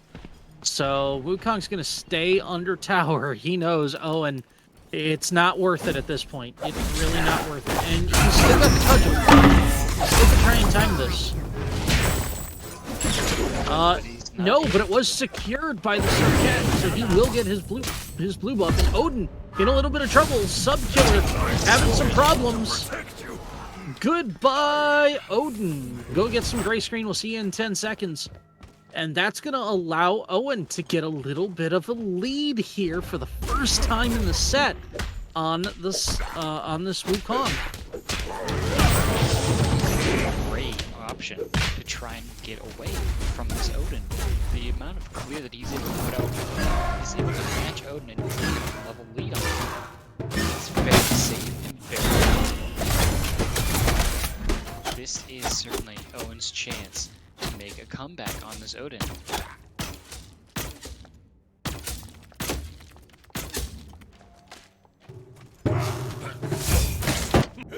Things settling in now into the laning phase of this game. Some good back and forth pressure, but the supports have not yet rotated. They're still very early in on this one. And the Odin cage is already down. Sun Wukong has to go up into the Somersault Cloud. He will heal up as the clone will get boxed a bit.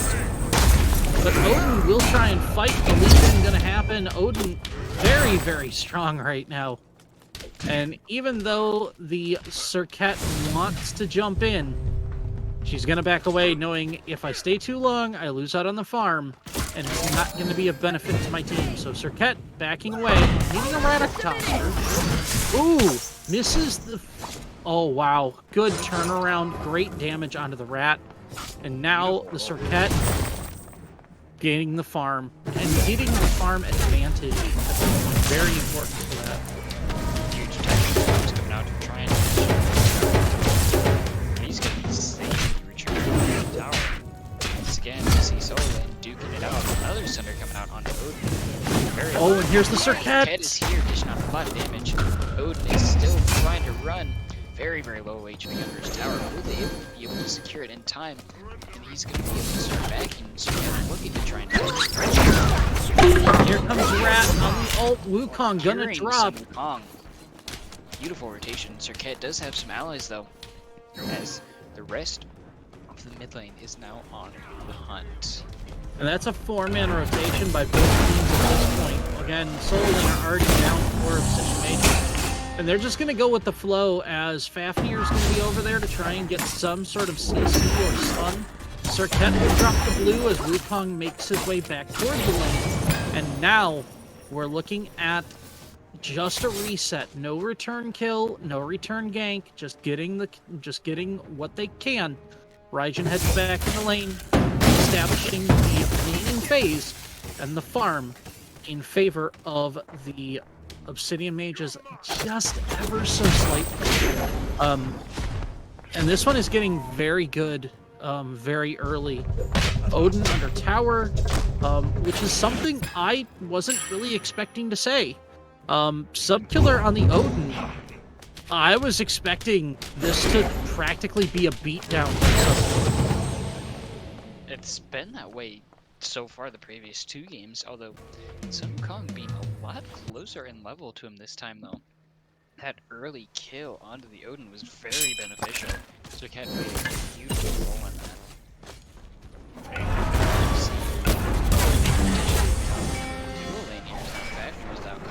4 people. He's gonna massive amount of damage.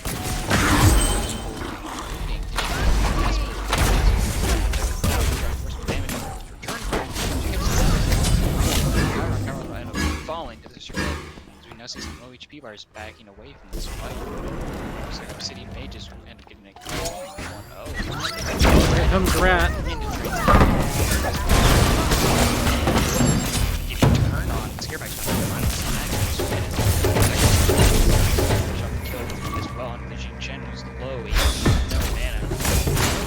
Now we see the Sunder come out, or we'll end up finalizing the kill onto that Jing Chen, falling.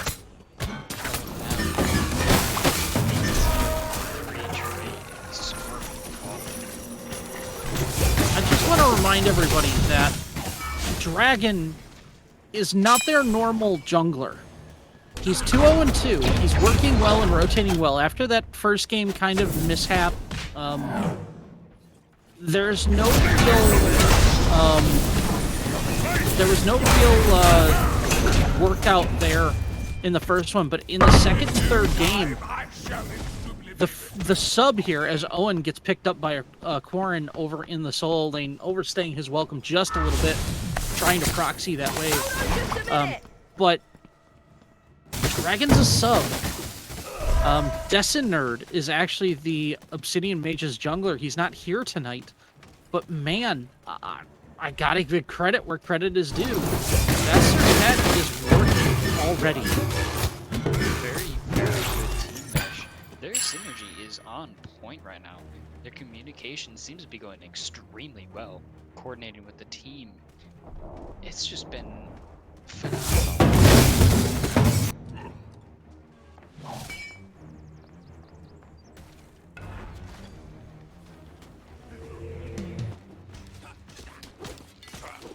Looks like everybody will just be opting to return back to this laning phase that we so often find ourselves in. Not a whole lot of excitement, but we do see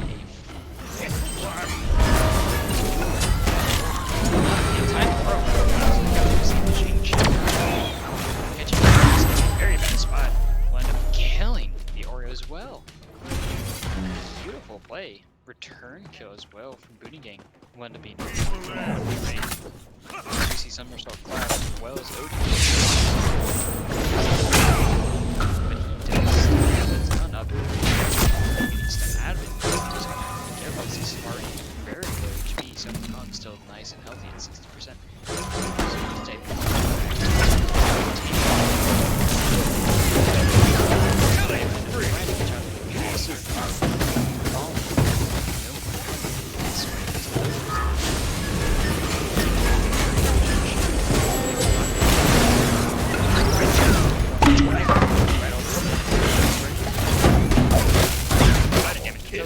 finalizing that kill. As we see Odin answering very well. You're trying to find those kill on it, but not able to find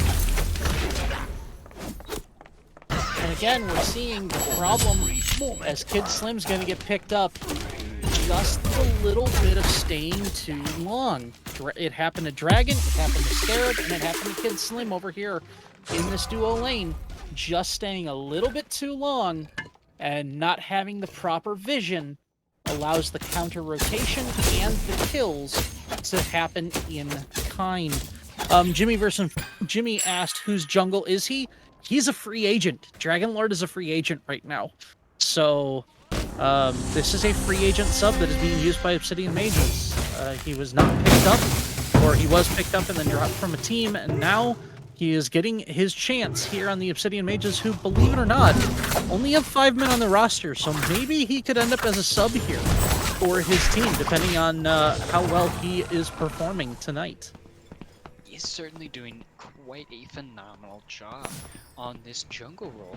He is meshing extremely well with the team, and I hate to be a broken record, but this team synergy that he's showing with these people that he doesn't normally play with. Yeah. Insane amount of damage from Odin onto the center. Damage as well from Odin.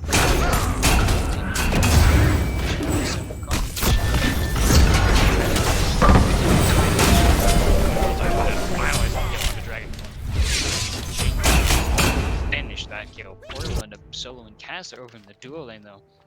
The ult was popped by both of them. And, I mean, at that point, all you gotta say is sub-killer diff. He literally went 2v1, and then the counter rotation happened. But that was straight up sub-killer diff on that one. Well done. Easily disadvantage to a 0-2 trade in his favor, as well as them picking up the Pyromancer. Sadly, Kessler did end up falling to Oreo in the duo lane, but that's still overall a 1-for-2 and Pyromancer trade. Beautiful pickup from Boone Gang, as they're now just shy of 2,000 gold ahead. Yep, and we are looking right now. You've got the slight difference in gold, equal on kills, and when you look at the levels, that Thoth is doing work in mid lane. Maybe not exactly, you know, the most effective around the map, but 2-0-2. He's got 2 levels onto Scarab in the mid lane.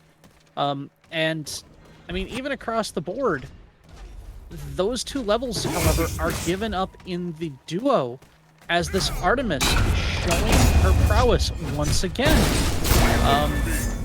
You gotta give credit where it is due. Now, Subkiller jumping onto the Raijin. Raijin with the Psycho drums. Trying to do what he can. Another ult for ult trade as Rat is gonna fall again. Quarren going down, and Scarab gonna get jumped on by Subkiller as well. So now it's 4v4 as the 1-for-1 trade, and here comes the 17 fight. Now, who's gonna get jumped on by who? As Jing Chen, the washing machine, comes through, the jump out. The practice by the Chiron, but again, everybody kind of backs away, trying to look for that edge, giving themselves the advantages. Odin's going to jump back in, the up-down happening over there. He's going to take some damage. The Fafnir kind of falling back as Serket diving in and then getting out of dodge as fast as she can. Here comes the Fafnir with the disarm, with the stun, but that means that the kill going to come through, and goodbye to the Artemis. This that's going to pay up the kill onto Owen. Fafnir is going to have to retreat as we see 5 bodies now on the Boone Gang still up and running. They're going to be able to try and fight for this Gold Fury.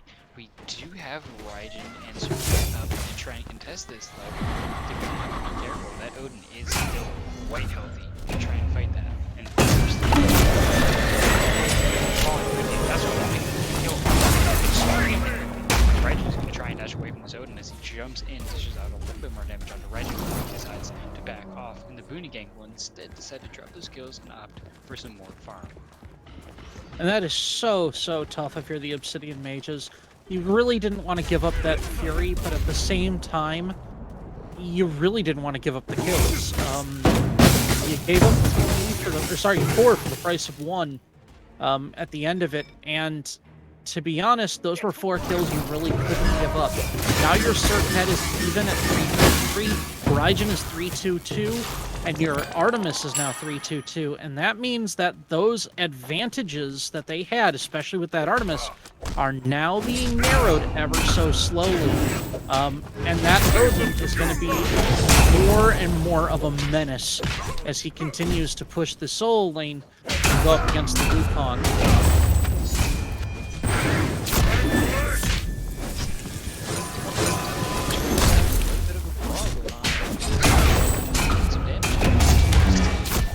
Jumping in to help fight. Raijin is also back off under his tower, which already looks like a chess piece, so they just need autos onto it. Continue this fight and stay here as we see Jing Chen coming in. On the center of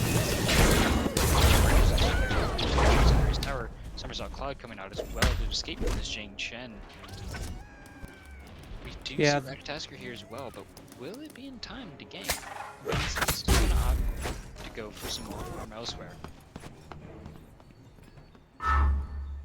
Yeah, looking around the map at this point, Serket trying to find someone to get caught out, but nothing going to happen there. Again, looking for pressure across the map, trying to find out what's the next objective. Pyromancer about to come up as well, but as we're progressing, we're starting to get up into those levels. A good team fight here, either one way or another, as Serket gonna pick up another kill, but here comes Ratatosker. And now the team fight breaks into two. We got Thoth and Jing Chen on one side. Over here, we got another one happening in the lane, and now we're gonna see who's gonna gain the advantage from what corner as Odin. Oh no. Really quick, Odin finally gonna kill under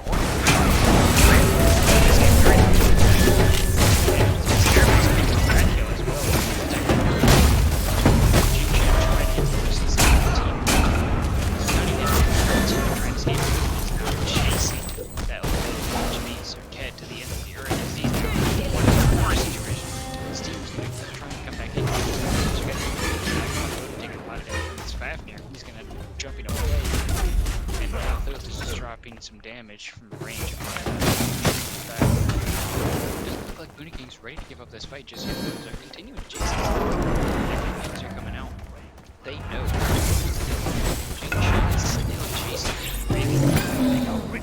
Obsidian Mage is just dropping their own red buff as now we see the teams both heading in the direction of that Pyromancer. Yeah, and both teams now finally getting their full complement back. Oh, here comes another one.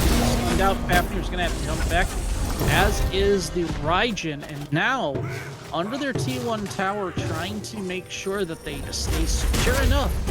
Again, Pyromancer and Fire Giant on the table, as Serket's going to dive one more time. See if he can get out. Here comes the rat onto the Raijin. As well, the jump is also coming out.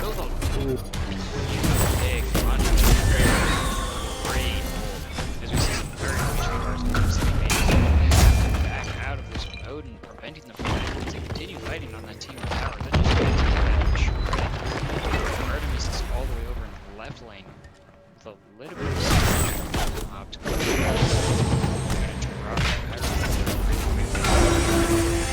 Yeah, they have the damage and they have the ability to just shred that thing right now. Spear Desolation. No! Yeah, that's a big kill going for fire now. Obsidian Mage is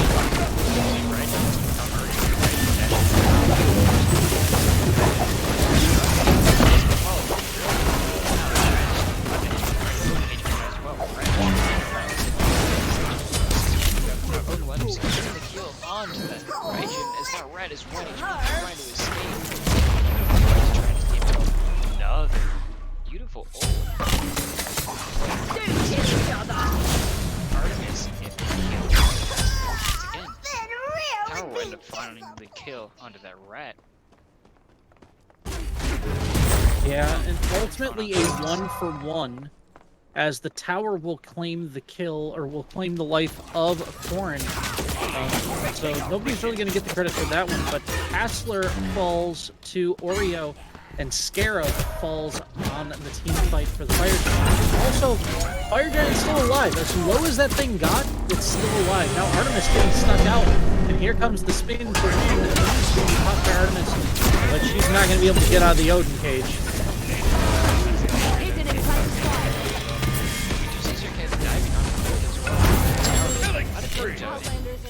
Boone actually ends up 2 kills. Subkill will end up getting one of them as the other falls under the T2 tower.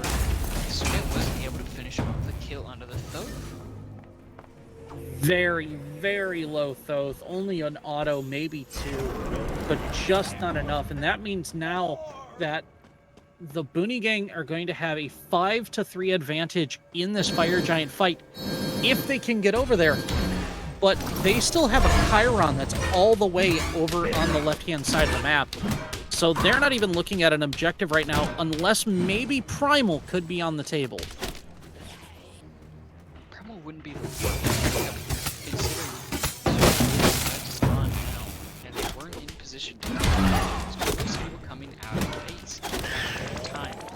But they're not looking at the Primal Fury, they're looking to go for some farm and then group up.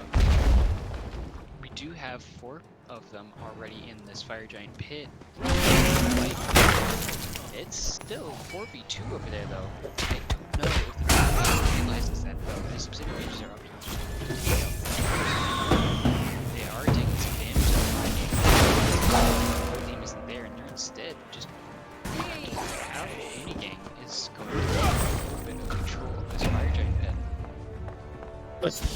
the big thing. Odin will get the push. They will start the dance over here, but they know Thoth is in mid lane. They know that the Chiron isn't over there. But what they don't know is that the Primal Fury goes down, and the Mages are able to do that. Now the Serpent trying to get in, trying to get out of the ball. She's going to have to back away now. And here comes the Rat. Beautiful jump in response, and the bull. Very low HP to that Sun Wukong. Right, just dashing in to try to get some more kills. Very low HP as far as quick. They're gonna up to set back. Obsidian Mages were able to secure that Primal Fury, and they're gonna take that edge and continue getting more farm and pressure in their waves. Yeah, and that's sort of what's been happening here in the last 5-6 minutes.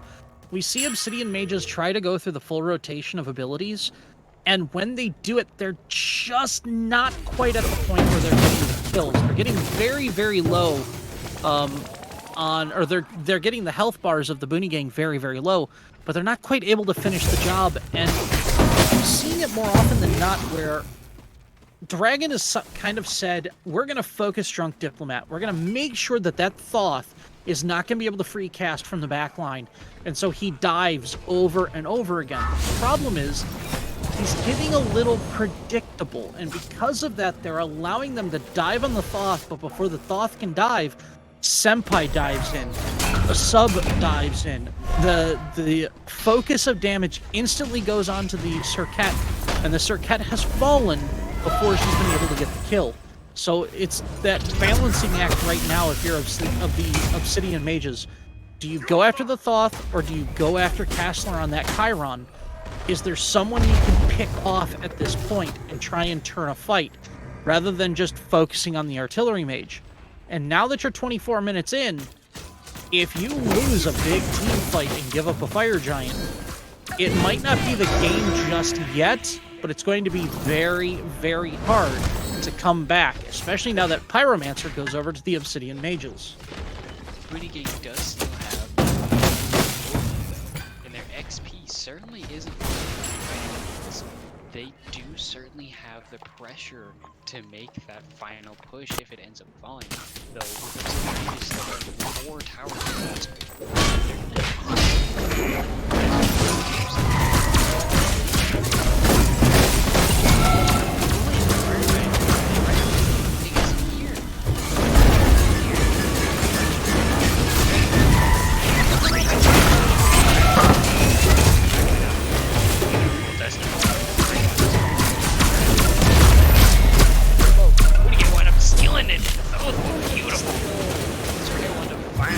Finally killing Drunk Diplomat. It's very low. Kill coming off Castler. You finish off that kill as now Jing Chen is caught in a bad situation. 1v4. It's just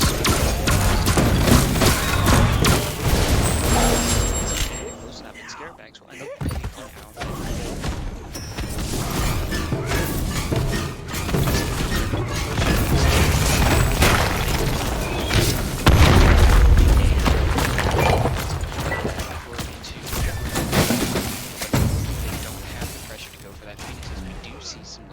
Fafnir's gonna have to jump before he gets caught out by the bird bomb. Massive amount of burst damage from him.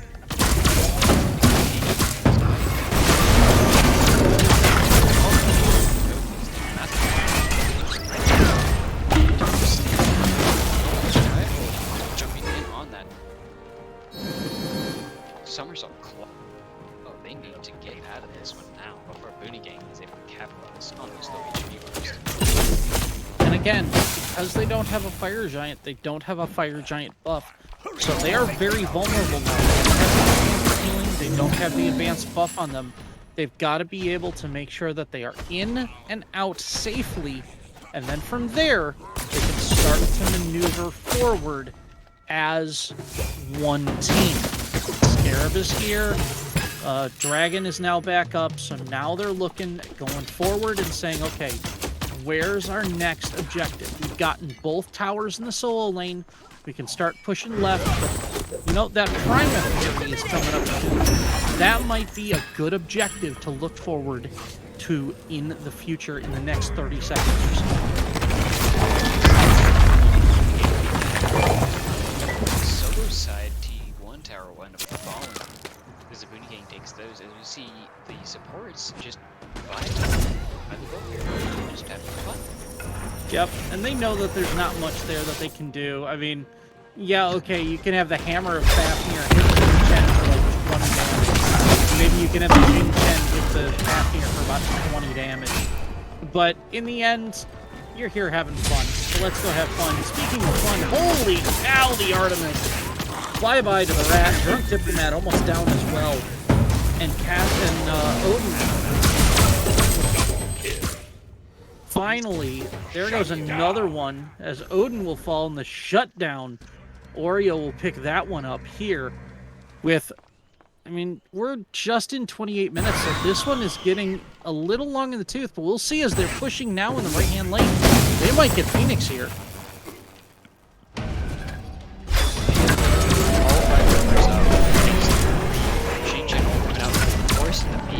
They need to get rid of that Artemis. You shred the Phoenix. Ives coming out. Logo doing a lot of damage as the Phoenix is still falling to the HP Artemis. But those trying to poke her out as the Phoenix does end up falling. Fafnir and Artemis very low HP to get out of this one very quickly. Do see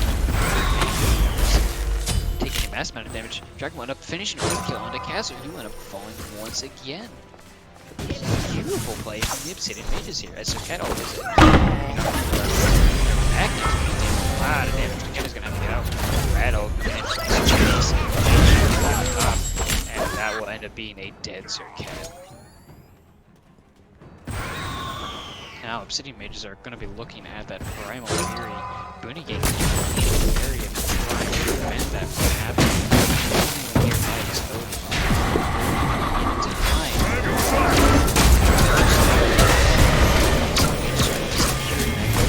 Odin drops Cage and trying to retreat from it. Obsidian Mages, 4 people on that Primal Fury will end up securing very quickly. As we look forward into this one, full builds now coming out on both sides. We're starting to see more and more of the teams getting flushed out here and their builds getting flushed out here. 10 seconds and we're going to have an EFG here on the next fight. With the amount of towers down, with the amount of Phoenixes exposed, this could be a very, very big fight coming up next. So moving in very carefully, making sure that you have the wards, making sure that you have the vision, making sure you're not going to get caught out. This could be a very important fight here. If Obsidian Mages pick up the EFG, this could be a very good push forward. But if they lose it, that could be the game. If Boone Gang decides that they pick up 2-3 kills, they get pushed down solo lane. So we're going to see what happens here as Fire Giant will get started up, and Raijin and Artemis going to drop it real quick here as the team fight will evolve. You see very low HP bar and will end up falling. A Corn dies to the Serpent.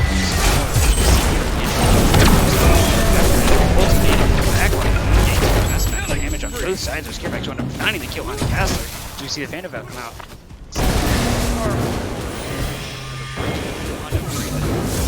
Huge pickup.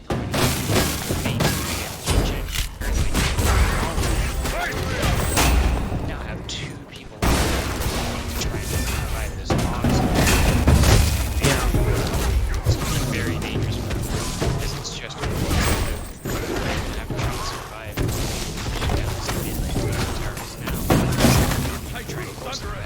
Phoenix.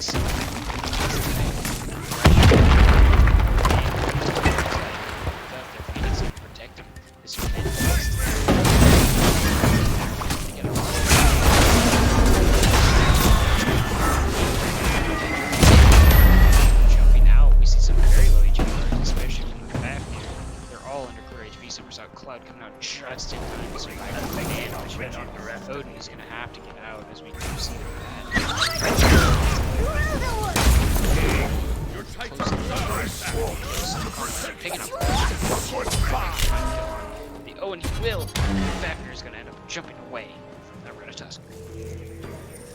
So again, a good extended fight sequence there, trying to push advantages one way or another, but again, the overextensions, the staying a little bit too long, and now you're starting to see where that intense focus, that extended fight, it's starting to get a little long in the tooth, and that's where they start to fall. The counter ganks, the counter push, and just the low health bars, there's not a lot you can do when you just start getting picked off by people that have respawned because the fight has gone that long already. And especially since we did see Oreo get pegged out in that fight. That is Don't kill each other. Speaking of getting picked out, here comes Chiron. He's going to pop the Aegis and the beads, but it's not going to matter, and he is going to fall. And the last... Wait. Yeah. But that means with 5 members strong now, the Artemis is there, the Raijin is there, Sir Cat and Fafnir. They clear out some wards, and now they're going to go onto the EFG, and this thing is going to fall very, very quickly, but is it going to be enough? Chen is already there, and here comes the rest of the cavalry from the Boone gang. It's back into the fight as well. See who picks this one up as here we go! Boone gang steals it! Steals it! Beautiful steal. Artillery damage on them. They're gonna be back in the same as the end of falling to Scarabax. Beautiful steal gang. That could be crucial back into this game. Obsidian mages would have been an absolute menace with that EFG on them. They do have 5 members strong.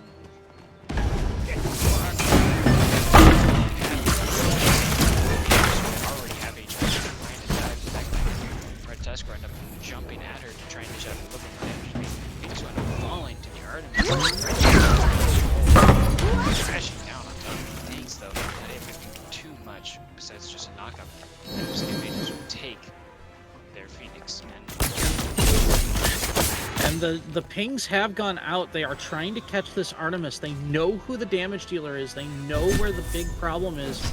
As Fafnir might be caught out, he will try and jump ahead, but Odin's going to drop the cage. That's the ult. And Kid Slim going to fall for only the 2nd time this game. See, this is why we don't let Slim retire. He's good. It has to be. I mean, if it's not the Horus, it's the Fafnir, and this man has just proven to himself and to the rest of us why he belongs in Majors. He absolutely does belong in Majors, and to anybody that was thinking about putting him in the bottom of the support tier list, try putting him down there now. He's more than proven that he is extreme skill. And again, Sirket tries to get in, tries to get the damage, back out one more time. And it's going to be a tier 2, kind of expected with 3 members strong with Fire Giant buff and an EFG on top of that. But now Oni Fury is available. We'll see what they want to do. Looks like they're going to go for the tier 2 tower instead. They want the tower first, then go for the...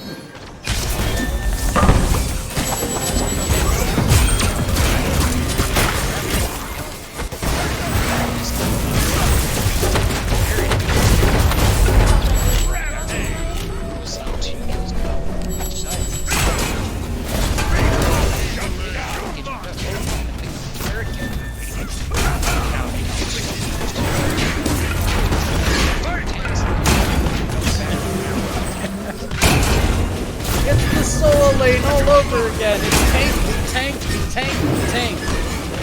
Stream Chen Fafnir.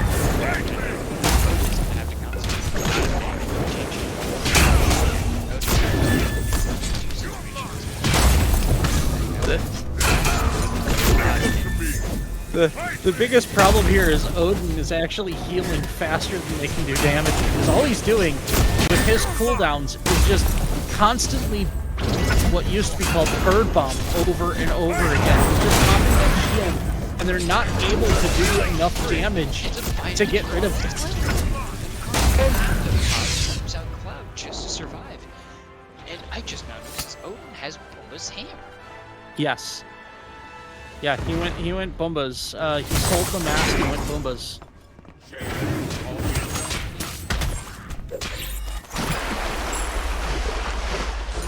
I mean, he went cooldown breastplate. He went Boombas hammer.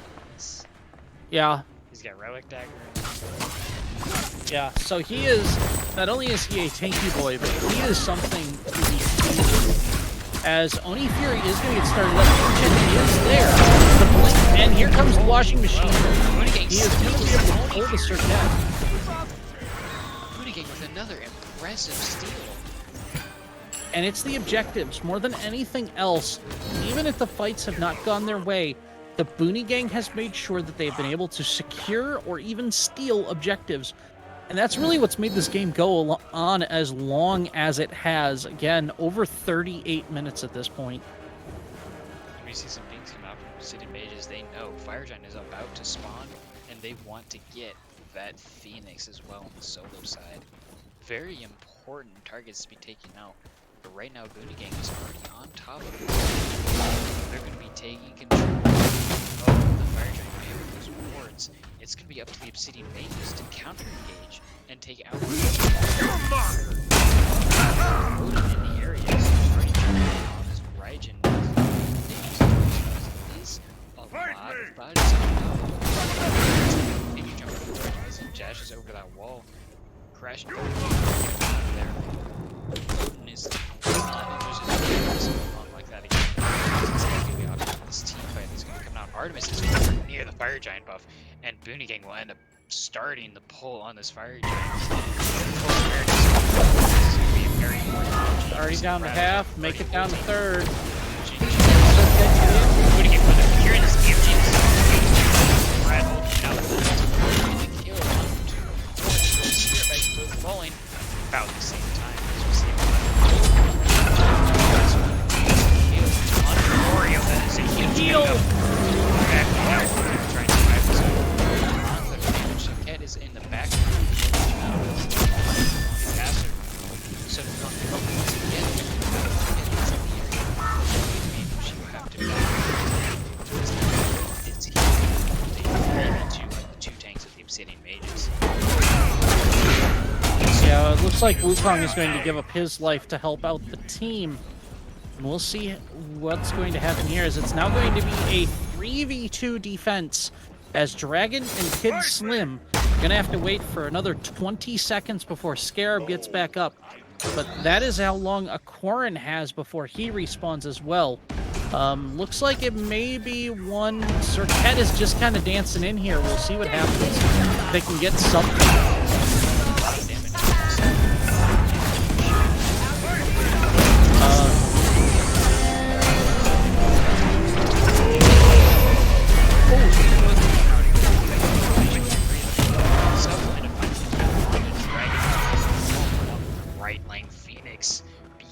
Pickup from the Boone Gang here, as they're now getting themselves back into this game. Still 3 members with EFG around their belt, and they just took out the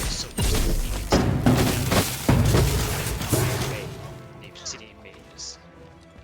And we're starting to see that advantage for the Obsidian Mages creep ever so further into the Boone Gang's advantage now. 41 minutes in, and Boone Gang gets the Cairo. Just another objective. We're going to see, are they going to be able to pull this one out? Again, such a tough game. So on edge here right now. And we are looking at just the smallest team fight. The smallest mistake by either side is going to be massive for how this game is going to have an outcome. Before this upcoming team fight starts, and I gotta say this really quick, as we're going on 42 minutes in this game, it's 20 minutes.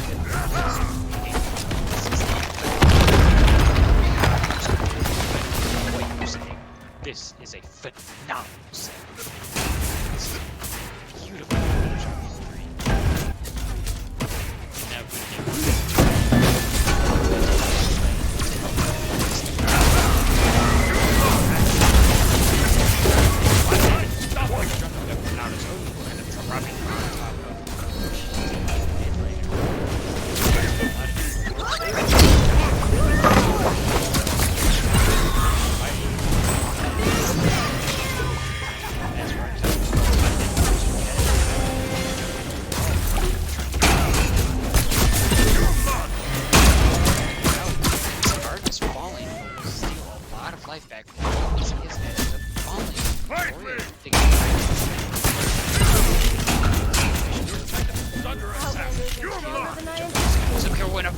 onto Oreo as we now have Titan and so we're gonna have to back here. This is now just the two things and fighting two things of Obsidian Mages, Subkiller taking Phoenix, the duo side Obsidian Mages, and he now is opting to fight against the Titans. And Kung Fat we need to get out very quickly. Winions. That's it. Too much damage. They came back in time. Beautiful play. Subkiller to just go for the end. 43 minutes, 33-30, our final kill count. And Boone Gang will win the set 2-1 over the Obsidian Mages. Holy cow. At this point, Jeering, who's your MVP for the entire set? Who's your MVP? For the entire set. Before I go into this, I just want to note that I think I have an MVP from both teams.